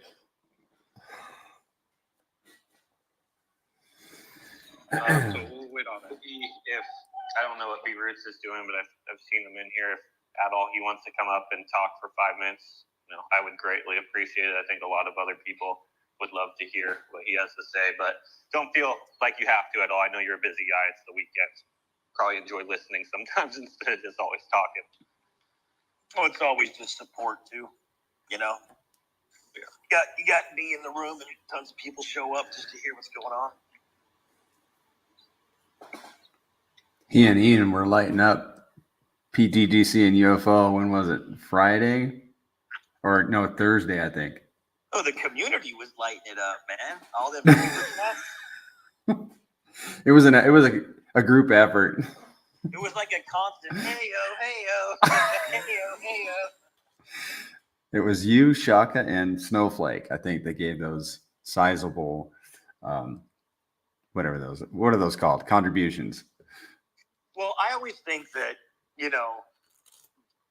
being Ian, they have such a great platform, and these are YouTube videos. These things are going to remain online, and when stuff starts to pop off, this is where people go for information, Yeah. But it always says something to me when you have community members that are just blowing up super chats, because what does that mean? It means you got people that are making money. There you go. Period. Ain't nobody giving out $100 super chats for a token that they're not making any money in. Right. that makes people want to look. Yeah, I guess I want to point out how consistent Ian and B-Roots are. They show up every single day. They have their schedule. Really, I've yet to see them even miss it, I think. I think that shows a lot about their integrity and, how often they come to PulseChain and just perform and educate people and get people onboarded to this ecosystem. And that's kind of, I think, one of the things me and Banana are trying to mimic, not that it's their show at all, but with these spaces, with having the schedules on Saturday and Monday at the same time and just showing up every single time for the most part, because I think people need consistency. And I just want to point out B-Roots and Ian are honestly some of the most consistent people in crypto I know of. Mm-hmm. And it's hard to show up every day. For sure. It's hard to make those thumbnails and make that, go into your computer and do the not fun stuff. The fun stuff is look at the chart, chat, tweet. The difficult stuff is setting up for a community meeting like this, but successful people do hard things. And one of the reasons those gentlemen are successful is they're willing to do the grind. Cool. And you're doing the grind. When you got people that are in the grind with the people at the bottom, suicide watch, going through the bottom, and you're showing up every week to give as much alpha as you can, and to find gems. Most people just disappear. Yep. Very lucky to have both of them. Same goes for all the streamers. Anybody that's creating content. And if you aren't subscribed to B-Roots, I'm gonna throw it out there. $9.99 a month, $120 a year. You are not gonna get more TA, more alpha in crypto or entertainment. I'm telling you right now, this is no bullshit. It is the best $120 a year you can spend in crypto. If you're serious about making money in this bull run and you're not subscribed to B-Roots, that's, in my opinion, that's a blunder. I'll put a link in the chat. That's a blunder. Like, the last subscriber call we did last week, it was over 3 hours long and just massive amounts of just pure gems of information. People are learning so much about everything. It's phenomenal. Compared to all these groups where you pay all this money and it's all like, it's just BS, Jacked up. And follow B-Roots on Twitter also. And I put the links in the chat. All right, so there's the B-Roots show for the day. If anybody has questions or comments or wants to ask about PulseChain or these protocols, how they work, you're new, just please raise your hand and ask away. Anything. Let's talk about 808 burn, liquid, and energy. Because David is asking about it. He says in the early days, these were talked about, but not a great deal. Not a great deal now. Should we be discussing them anymore? The amplifier tokens. I'd like Zen to lead off with that and go from there. Yeah, so the amplifier tokens were majority just designed to give the arbitrage bots more legs to jump onto, and then each one always has a small percentage that goes back to the main mothership, which is pTGC. Most of these amplifiers were airdropped to everyone who held pTGC and pTGC at that time. A lot of people sold them and just took the money, is just the honest truth. A lot of people doubled down on their bags. They all have unique reasons why I think over the long term they will do decently well with or without human interaction. For an example, buy and burn. Buys and burns 3% on every single transaction. It's already burned over 22% of its own supply. Amazing. 24%. Okay, 24%. They all have little unique things about them, and they all continue to help the ecosystem. Are they my main focus for telling people like, hey, these are the best things to get into? In my opinion, no. I guide people towards pTGC and UFO. As far as pTGC and UFO's design, if you really add up the amount of time I've spent creating the design of these two protocols that were meant for human interaction necessarily, or more meant for human interaction. Obviously, the other ones are meant for human interaction, just not their majority designed for the bots, etc. But I always guide people to UFO and pTGC first. I've put endless crazy amounts of hours in the design and testing and auditing of these protocols. So if you're first getting into the ecosystem, that's obviously the first place you should stop and educate yourself on. And if you decide to go deeper, I think it's a great, those are also great speculative tokens to go deeper into. They've tended to do, when PulseChain runs and pTGC runs and UFO runs, they've shown proof that they also run quite hard due to them being leverage plays on this ecosystem. In my opinion, they're not the first place to guide people to. And right now I've been working on guiding people to UFO and pTGC and educating people on those items. My turn? All right, so basically what he said is 100% correct. The first praise, of course, is going to be pTGC and UFO.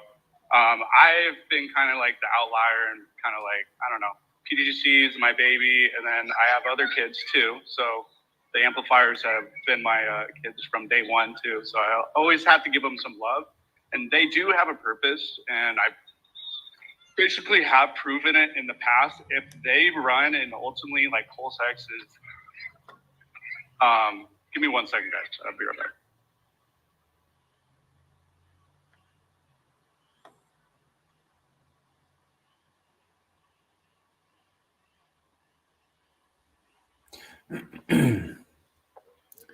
71 people watching on YouTube. Thanks for being here.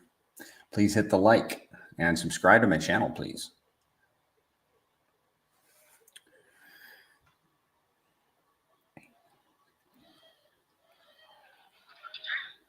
But sorry, guys.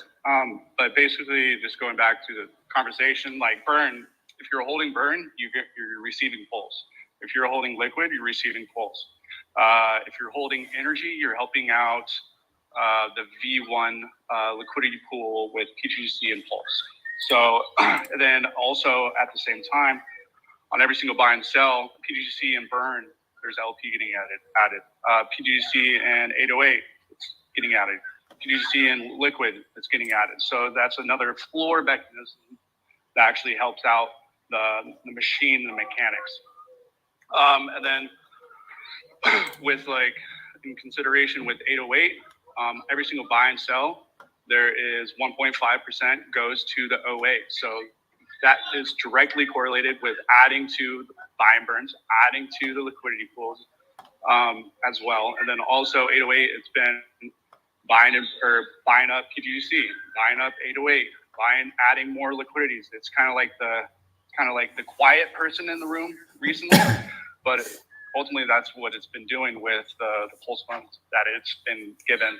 And then of course, Alien at the end of the day is like kind of like the stockbroker. So proportion goes into buying and burning the ecosystem, pTGC, burned, liquid, and 808, and then also rewards the people that actually hold Alien. And Alien has already proven itself that it can run as well. So it's just like when the whole Ferrari starts running, these are the engines that is coming into play, and different thing has different tools. And ultimately, I love all my children, so I'm going to be talking about it. But UFO, pTGC and UFO is always going to have that crypto market fit for the like-minded. But that's what I was saying about. And you never know what the 808 like does something and thinks about something. He's had other tricks up his sleeve in the past, so Is the 808 one of the developers? No. Where did the 808 name come from? It's a wallet last three of a wallet address, right? The 808 is a wallet address that burnt a ton of liquidity with pTGC at the beginning of protocol. And kind of like with 808, we were kind of, since the 414 was in existence, it was like a fun way of getting some like mystery, because everybody loves a little mystery, just like the 414 was doing. I see.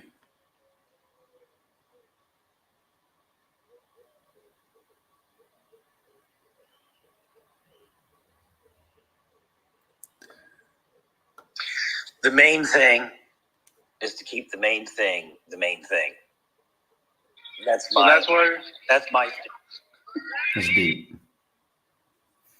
So what's the main thing? The mothership. pTGC.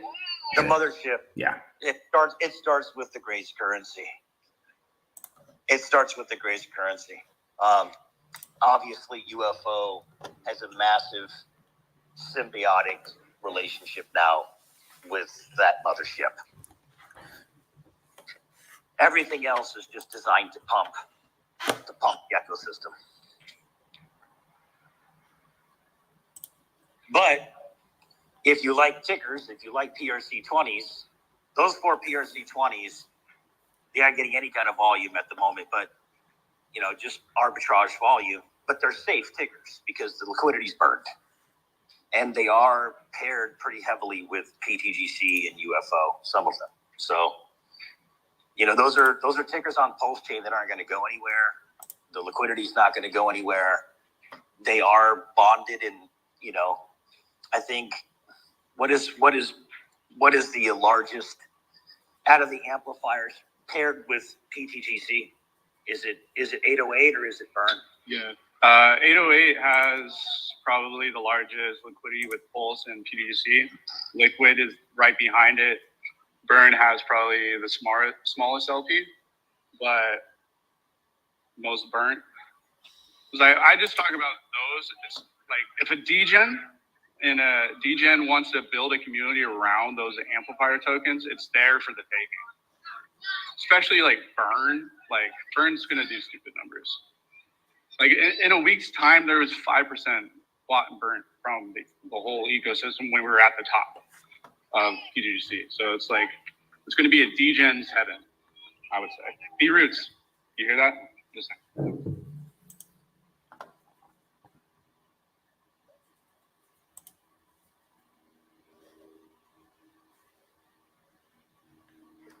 Is there anyone else in the spaces that possibly wants to come up and chat a little bit, ask questions? Put that out there again. Tuesday, we're going to be going on Crypto Stylist's stream. I sent her she sent me a message, and I think we're going to do that on Tuesday. Okay, cool. Yeah, so I guess now we have Monday we're doing a Spaces, Tuesday Crypto Stylist, Wednesday we're doing Vibra, and then Friday we're doing CryptoCom. So we have a pretty full week next week, which should be fun, especially if PulseChain stays green. Yeah. So far, so good. Hamid, I made you a speaker. Go ahead. Appreciate it, guys. How y'all doing? Great. So it's been a good listening to you guys right now. It's finally good to see some green candles after multiple weeks of red. Perfect timing. I will say I followed B-Roots and some of you guys for a while, and it's always been enlightening chat. I've simplified my portfolio because I'm a heavy PulseChain system holder. And honestly, I can say that pTGC, PulseX Inc., pTGC are probably my largest holdings besides my heavy hex stakes, because I finally have something in the PulseChain realm where I can stake, lock, get rewards similar to hex. But it's crazy. I don't have that much PulseChain PLS anymore because I can hold a ton of pTGC and get exponential growth, rewards, etc., without holding pulse. Does that make sense? So I kind of feel like there's an opportunity cost if I have a heavy pulse bag and not some of the hex-based algorithms related to pulse. So I love pulse. It's great, but I think we're all in this for some exponential gangster shit, if that makes any sense. Thank you very much.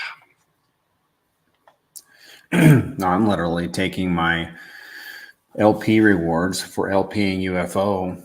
The rewards are in Pulse, and I'm flipping that into taking half of it and buying UFO and making a Pulse UFO pair to earn more Pulse. Now, having mentioned that, I like that idea.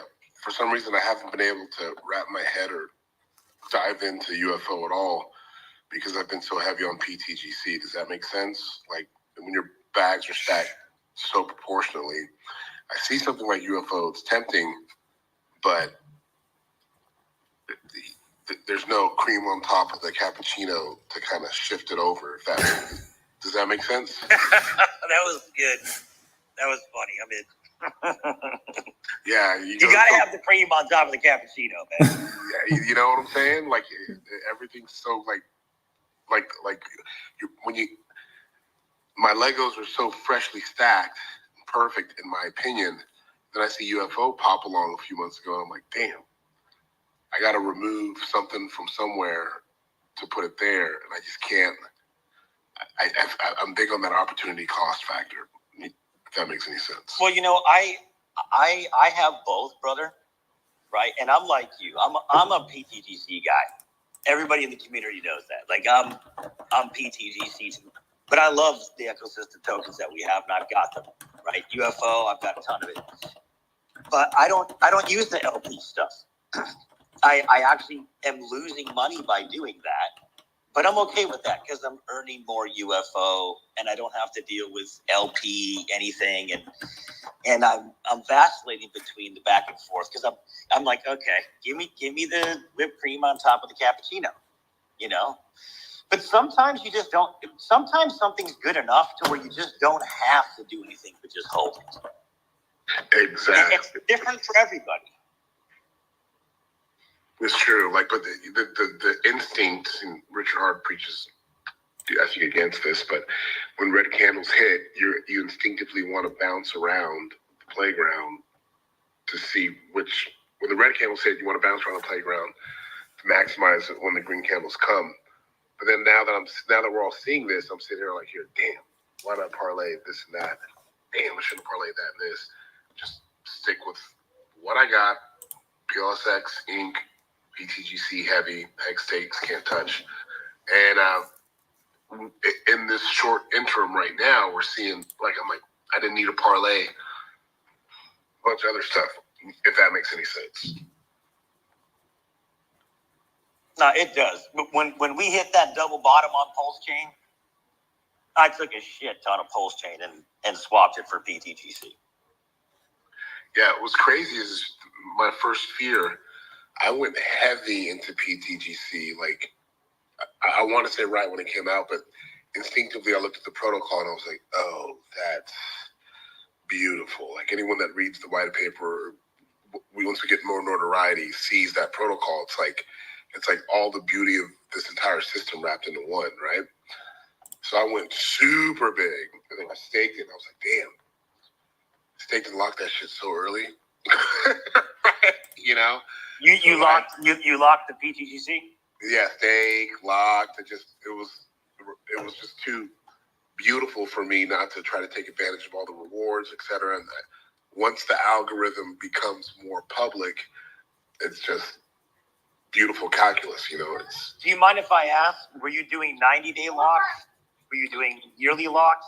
So I think in my memory, if I recall, started in January, I think February or maybe before that, 2023. But I locked it until I think Christmas this year.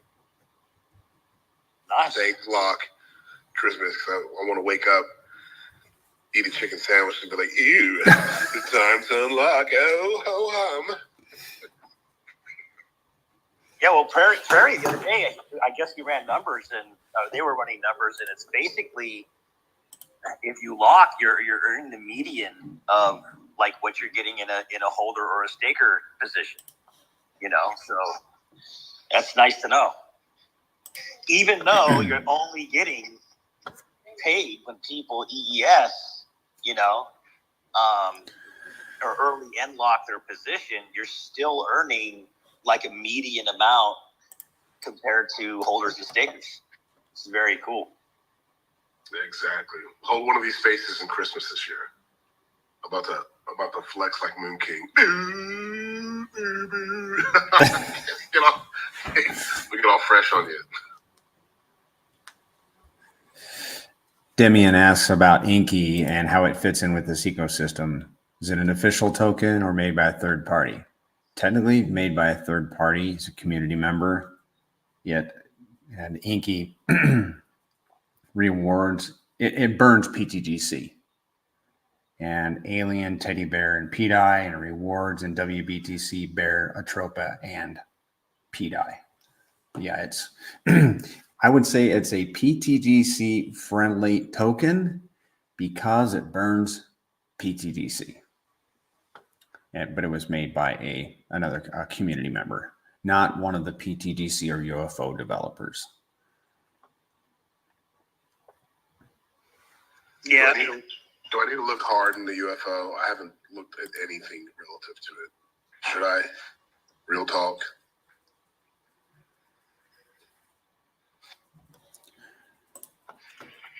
Well, if we could back up one step to that UFO discussion again in regards to pTGC, I too am a huge pTGC fan.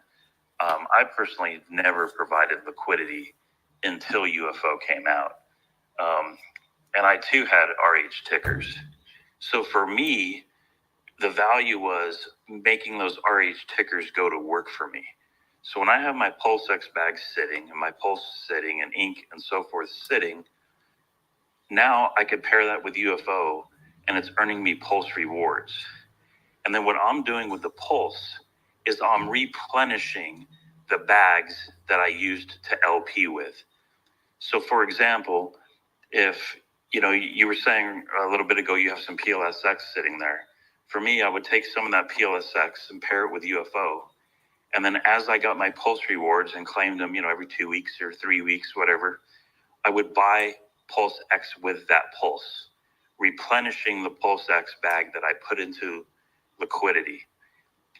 My math, which some of it's moon math, etc. I know we're guessing, right? But based on the X's, my math is I will replenish all my bags in under a year. And I will still have all those UFO shares and my RH tickers sitting in LP, which creates incredible value. And what Zen was referring to earlier, part of the reason I'm going to rush to get more LP in now is because just like a T-share, it only is going to get more expensive. So the longer I wait, the longer anyone waits to put more of their RH tickers with UFO, the more expensive each UFO share becomes.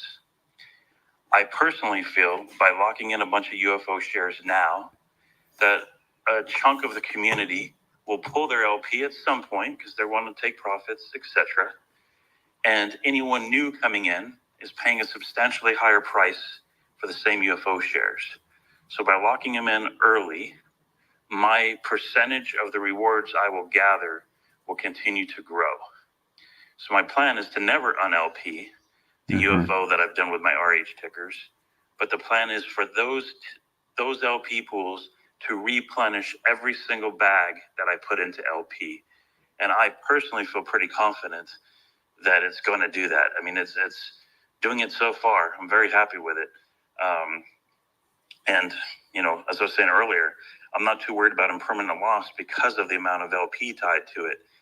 The RH tickers are not going to run away fast and too far from UFO because UFO would go with them. So I'm not at real risk at losing the RH tickers that I put into the pools.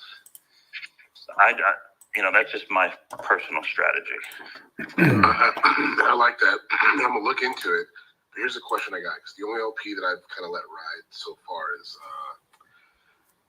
Pulse and USDT. I mean, in the farm with getting ink. So let's say 14K of X, it's generating about 3K of ink in that 60-day period roughly for me. So I've been reluctant to dabble in anything else, but from a 14K, 3K incentive within a, let's say, 60-day time period, with the estimated 365 days being about 12K of ink generated from that. Do you feel that taking some PulseX and take some PulseX and LPing that with UFO could be more generously advantageous, or Pulse UFO, or just pTGC UFO and LP? Like, if you were to guess off those numbers, what might sound a little bit more fruitful?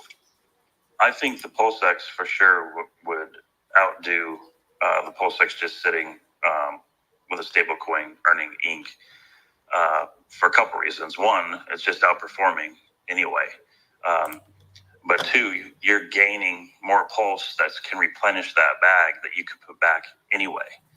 In regards to your questions about pTGC with UFO, I personally wouldn't pair those because that's exempt from the tax evasion, for lack of better words. In other words, you have to pay the tax on pTGC and on UFO to put those into LP. So you're giving up 11% going in, 11% coming out. So that's hard to make back up.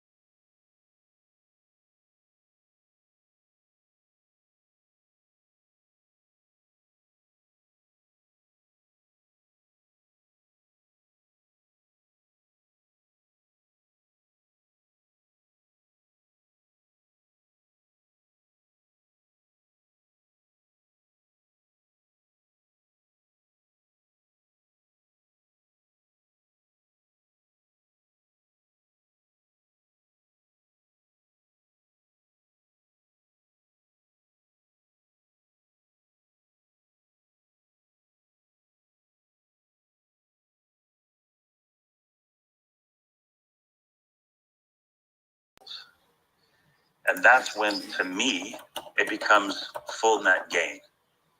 And, again, that's just my strategy. Well, no, I love it. I love it, because you just basically gave a straight up, simple mathematical answer, solution, and this could be your opportunity cost if you see in UFO instead of going with the RH coins and UFO. So that's why I joined this chat. Here's some straight up sniper bullets. Now I'll go to my computer, fuck with my bags for a little bit for the first time in about 2 months, and try to repopulate those numbers. Okay. Great American story. It looks. So, Chaka, are you saying that if PulseChain starts to go up and you're LPing, have you found that with your LPing right now that you're able to replenish the balance that you're losing against whatever at the same rate that it's happening, or is it less? Well, currently the pulse is going up with the other items that are also going up. I found it to be about the same. In other words, if the pulse rewards are up 10% and I'm trying to replenish my ink today and say ink is up 20, then obviously, yeah, there's an offset there. But generally speaking, I still think for the year's time, each bag will be replenished. Is that kind of what you're asking, or? Yeah. Basically, it just sounds like if I've got a $40,000 LP with 40,000 of UFO and 40,000 of Pulse, that within 12 months I would have earned $40,000 worth of Pulse. Yeah, that's what I think could happen. You know, $40,000 of each would get you a nice share of the Pulse pool. So I think with the run up and as things multiply and the volumes multiply, those Pulse rewards you get on that way up. Again, it's just rough math. You know, part of it could be moon math. It could take longer than the year, but I think I will replenish those bags by then. And I still have my original bags. You know, they're still in that LP. So, for example, we get towards the end of the bull run, and I feel like, man, my exit game, I'm a little short on my liquid bags. You know, I could take 10% of the LP. I mean, that's a nice thing too with this protocol is you could take out and remove any percentage of your LP you want. You don't have to end the whole thing. So if I feel I'm a little short on, say, one of my exit plays for the end of the bull run, and you know, I need to go get some of my PulseX back, I can go close 20%, 10%, 5%, 50%, whatever I want of LP to get that Pulse back to fulfill my exit strategy. I don't feel my PulseX is at any risk being paired with UFO. So I might as well have it work for me. That's my theory.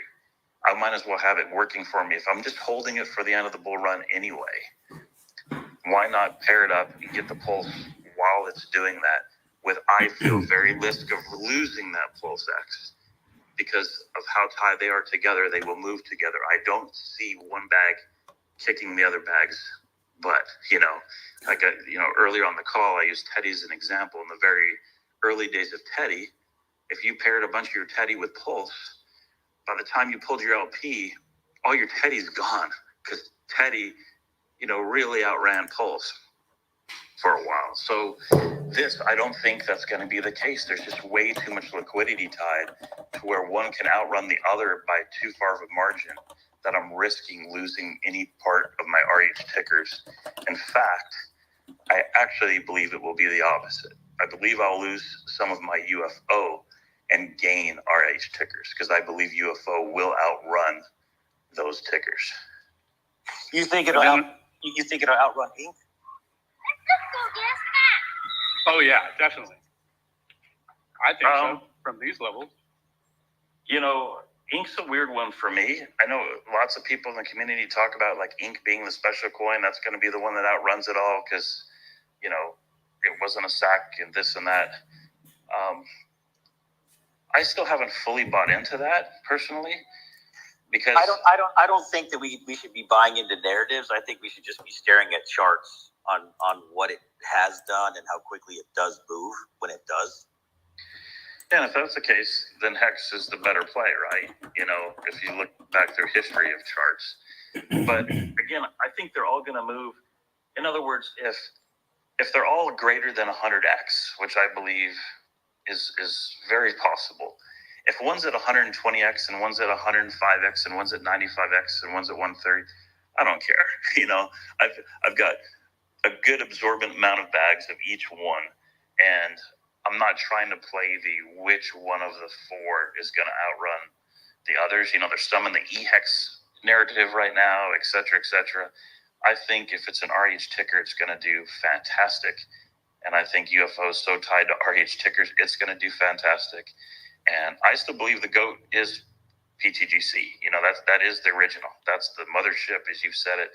That's the one with the burnt liquidity. That's the one with the safety calls behind it because of so much of it being burnt. That those funds will be there. Everything keeps burning it. I mean, take UFO. UFO is burning more pTGC than even pTGC is burning. Exactly. It's fantastic. and I'll kind of add to that is the reason UFO is burning more pTGC than pTGC itself is because people are participating in the LP adding fall. If no one was participating in adding liquidity in the farm of UFO wouldn't be burning UFO and PTGC at the rate it's currently doing. So sometimes I look at stuff personally like, I'm going to add liquidity here and it will print me this much PLS. But then also sometimes I look at it as, hey, when I add liquidity with the RH tickers that I already have in my wallet, I already have this UFO. Now that I put these together, maybe we'll get a little bit of impermanent loss. Who knows? It's really hard to tell at this point. But I'm also helping my UFO and PTGC bags at the same time, because now I'm enhancing the liquidity web, which is enhancing the buy and burn rate of both PTGC and UFO. So anyone really in this call probably has UFO and PTGC or one or the other. So you can actually get in the ecosystem and participate in it to not only just personally helping yourself, but you're actually helping the ecosystem as a whole, which maybe not a lot of people realize this when they're providing liquidity with UFO and PTGC or UFO and the RH tickers, because maybe they're just interested in helping themselves. But in turn, they're actually helping everyone because they're participating in the buy and burn of both PTGC and UFO, which helps everyone because now the price of UFO and PTGC have a better chance of continuously going upwards and to the right. Just to comment. Very interesting because in crypto, there isn't a lot of situations where you can help yourself while helping the baseline token. Usually it's one or the other. You help yourself by taking profits and you hurt the token, or you help the token by putting money in or not selling, but you're not helping yourself then. But with this unique protocol, you're actually helping yourself at the same time as helping UFO. And we included PTGC in the fee structure so we could make sure that everything is also going back to the mothership, which we've been talking about is the main thing. Everything keeps buying and burning PTGC. And the contribution of people believing in UFO and seeing how it works is actually, like Shaka said, UFO is burning twice as much PTGC than even PTGC, or honestly, probably even more. So if you're a believer in PTGC, you should look into UFO specifically for the purpose of educating people on UFO is an indirect way going to pump your bag of PTGC. Ben, here's another. Then also, Go ahead, Coach. Okay. Well, I was just going to say real quick with the liquidity pools, you're getting Pulse, but you're also getting the V2 rewards. So you're getting more UFO and you're getting more Pulse X for that duration of time. So it's not just Pulse Just that Coach you're talking, receiving. I don't hear him. Gosh darn it, dude. I hear you. don't believe him. Fine, Coach. I can hear you fine. Okay, I'll just be quiet. Coach. He dropped out. He'll come back. I was going to say, this is for Hamid and on this conversation about UFO and LP. So I have this equivalency calculator. And if you bought $1,000 worth of UFO today and $1,000 of PTGC and LP'd them based on the previous 24 hours data, you would have earned 15% more by LPing your UFO versus staking PTGC.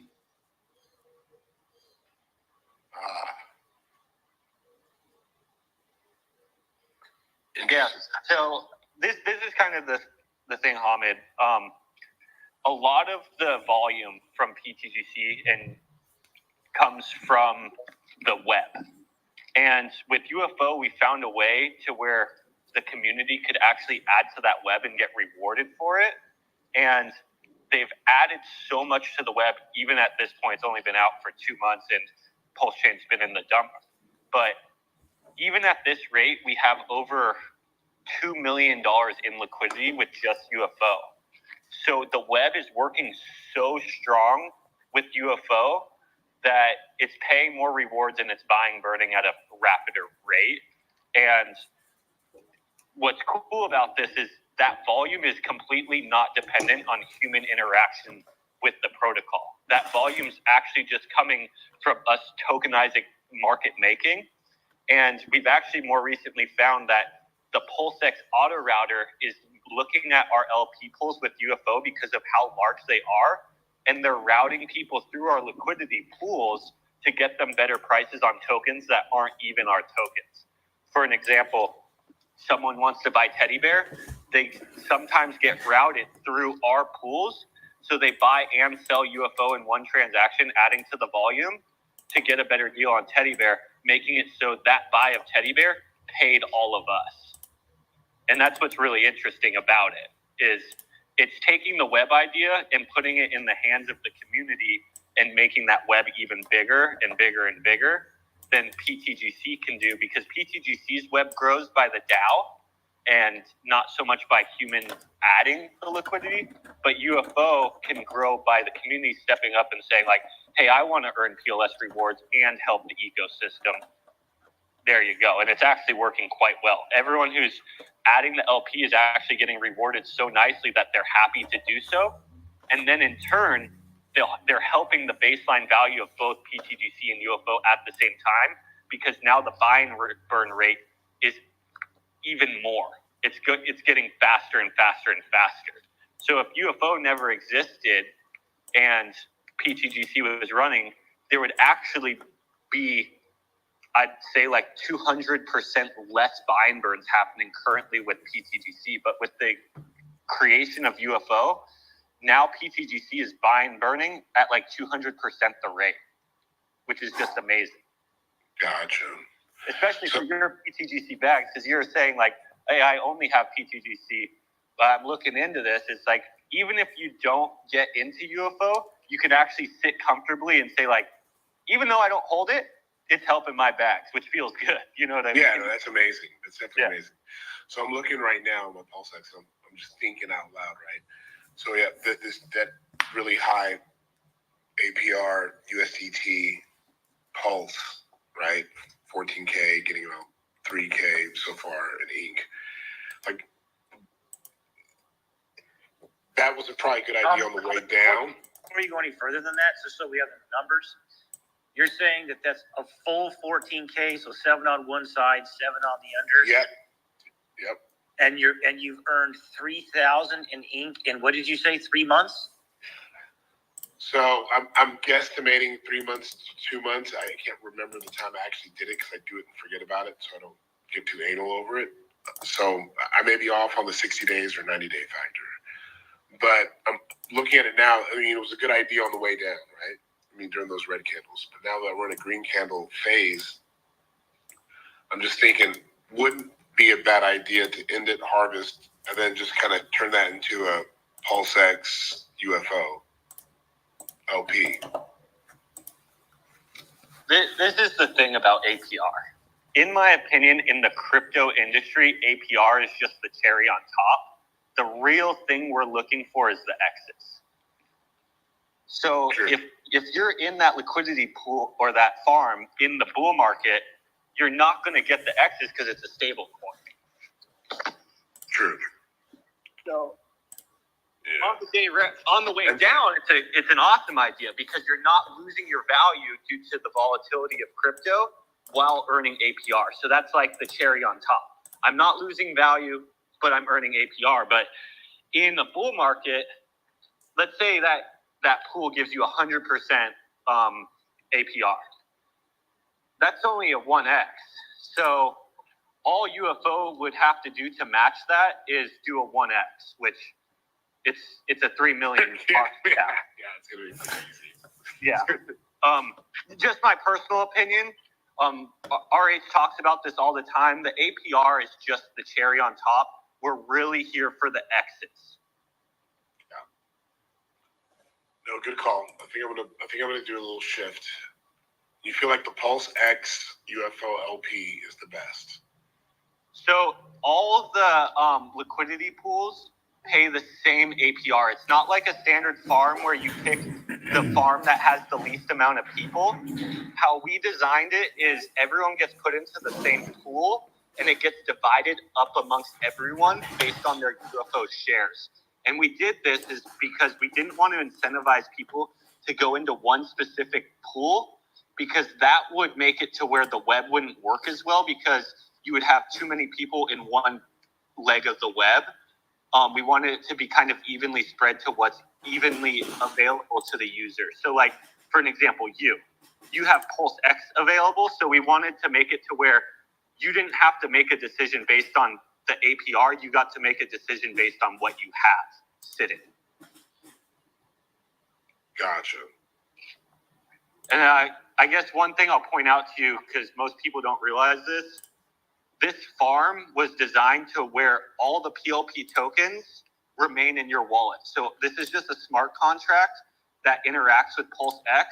So when you interact with this smart contract, all you're doing is interacting with PulseX, and your PLP tokens will remain in your wallet at all times. You keep 100% self-custody. I don't really know of a lot of farms that have figured out ways to do that, and in my opinion, it's one of the most important things in crypto. Now, PulseX UFO V1, V2. So when you do it, you have to do it on the dApp.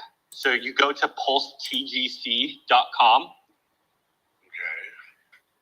And when you do it on our dApp, it only gives you the options that are available for earning PLS, which is the V2 liquidity pool. If you do it on PulseX, you will not be put into the farm, so you won't be earning PLS rewards. So you really want to do it on the dApp. And then the dApp is a smart contract that waives the taxes as well. So when you enter, you now don't have to pay the 6% tax on UFO. So you'll Gotcha. navigate. Okay, You go to the site, you click on UFO token at the top. I'm right here. Just And then click you it. Great. UFO liquidity pools, and you'll see the LPs and the UI, and then you can click on manage pool on the right, and then choose the pool, and then add liquidity. Perfect. All right.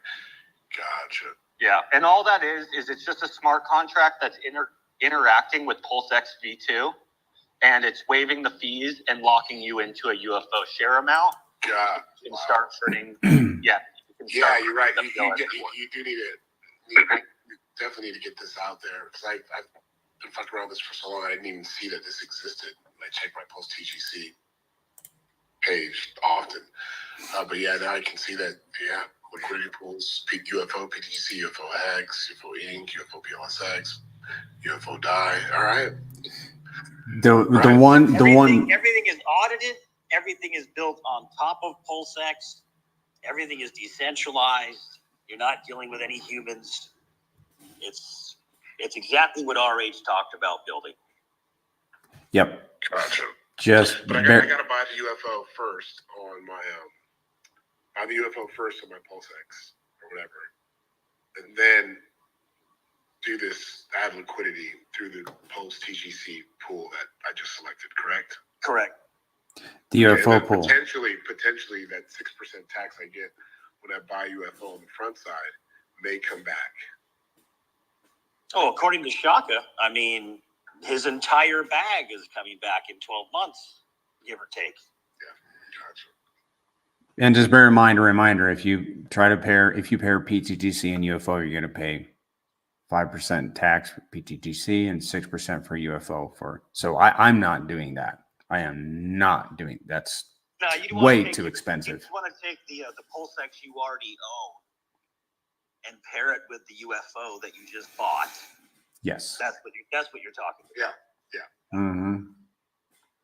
And just to be clear, my rough math does not include the UFO side. It's just I was just including paying back the RH tokens that I put into the pair. So in other words, if someone spends $1,000 on UFO and $1,000 to go buy an RH ticker at $2,000, my math doesn't show it replenishing all 2,000 within the year, just the RH side. And again, not financial advice. I'm no expert. That's just my rough math and trying to figure out when my bags would be replenished. Sure. Yeah, so right now I actually have a wallet that I created I think it was 2 months or a month ago or so, where I kind of felt like we were close to a bottom of PulseChain and UFO. I didn't time it perfectly, I'll be honest with you, because PulseChain kept going down to lower levels. But I did 30K of value, pretty much 15K into UFO, 15K into RH tickers. And then I paired them together and started farming with it. And I'm going to be tracking this data publicly. There's a DBank link to it.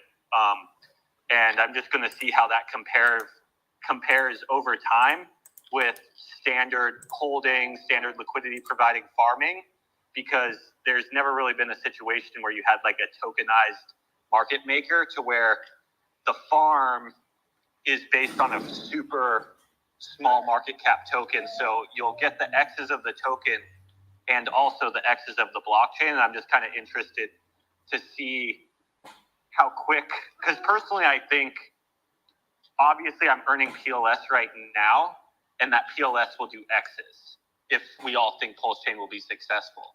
So like the question is, APY wise, how long will it take for me to earn 30K?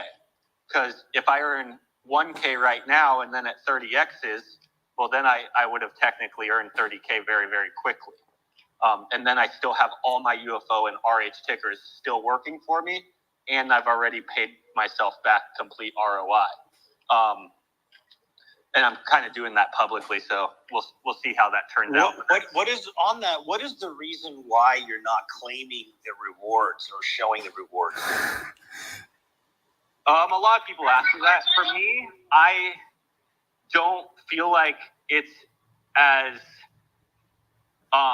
noticeable if you brag about, oh, I just claimed $2. Oh, I just claimed $2. Oh, I just claimed $2. Oh, I just claimed $2 every day. I think educationally it'll be a better showcase if I don't claim it and I bring up what I've earned, let's say, every few months. And especially as the base does X's as well, because right now, the whole time we've been earning PLS, the PLS dollar value has been going down, so it even looks less appetizing. So I rather show people what stuff looks like with delayed gratification instead of short-term mindsets. So a lot of people in crypto have really short-term mindsets. They're like, what did I make today? What did I make today? Well, what you made today ultimately doesn't matter at all in the investment world. It matters if you found a product with product market fit and it remains, and over the long term, it actually produces what you believed it would. And I feel like that's a more important metric than the small amount of change that I think you hit it on the head. It'll be interesting to see at what point you actually have earned between the pulse you've earned and the PulseChain USD value going up, between those two metrics, when that hits 30,000. Yeah, I think personally it won't take that long because the PulseChain will do X's as well. That's what I'm talking about. That's what I mean. You have to factor that in to the equation. Because because you don't have to keep the pulse. You can swap it into something else. Well, and then if you weren't doing this, you would never have that pulse anyways. So I kind of look at it as, if I was to invest that 30K, let's say, which I did 2 months ago, and I plan on never touching that. Obviously, most people have different plays in mind, but how quick am I going to get paid back on $30,000? In a normal investment world, that would take years. Multiple years. So in the crypto world where we are able to get X's, it could actually happen quite quick. And then you can still have all of your RH tickers and all of your UFO continuously still working for you. Or, like Shaka said, if in the end of the bull run you didn't hit the numbers you were hoping to hit, you could close 50% of it out. You could close it out and just sell your RH tickers and then leave your UFO to continue to make APR because UFO makes APR when you're not providing liquidity as well. There's a ton of different ways you could do it, but I'm just interested to see how long it takes to ROI my 30K investment.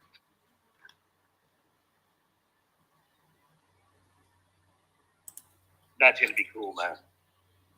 Yeah, and also my goal is it's called the 30K to 1 mil challenge. That's what I kind of named it. I want to see my liquidity pool. Right now it's worth 30K. I want to see it get to being worth $1 million in the end of the bull market, or possibly more. It's actually worth 32,600 right now. Yeah. You know, it's crazy. So I'm about to swap. I've done, ended that farm, and I'm like about to swap on PulseX 7,100 to UFO, and it's saying it's going to give me 7,800 UFO. So like increase in value versus strange in the auto router. Hey, Hammond, PulseX is very incorrect on what it's guessing the dollar value is. It needs to get fixed. I'm actually completely surprised it's been going on for this wrong.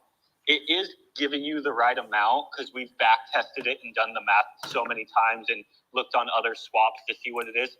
For some reason, PulseX is just giving incorrect numbers. It's actually quite sad, but you are getting the right amount. It's just giving you a wrong dollar. Okay, gotcha. All right. Yeah, Awesome.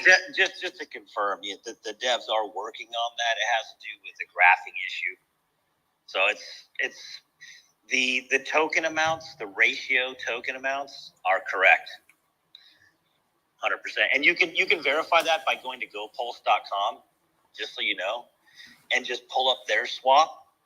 Their swap shows the correct USD value amount as well. You'll see the tokens are exactly the same, but the USD is correct. So you can always just kind of use that as a way to verify.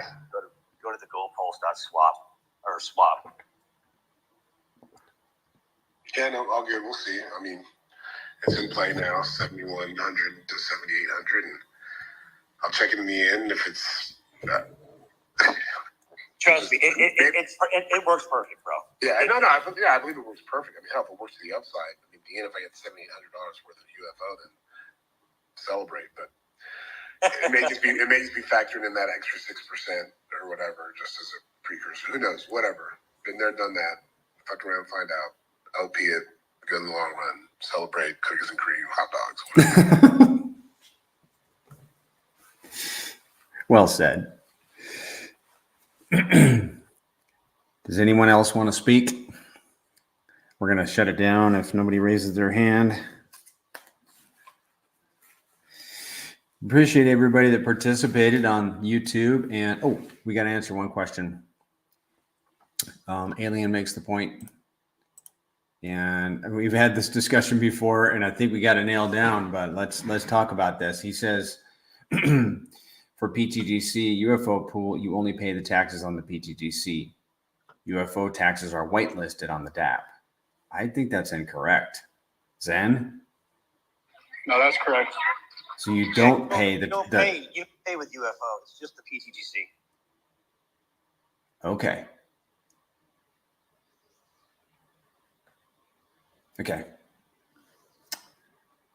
All right. Can we get Zen to confirm that? Because it's my understanding you pay for both. When you do it with the pTGC, it also taxes your UFO. That was my understanding too, because I thought I had that nailed down. Oh, so you're saying this is specific to pairing UFO with pTGC, it does something different? Correct. Even on the DApp. If you do it on the DApp, I think you pay both sides. Zen? I'm pretty sure you pay both sides. I could be incorrect, but I'm pretty sure you pay both sides. Anybody want to volunteer to test it? Not me.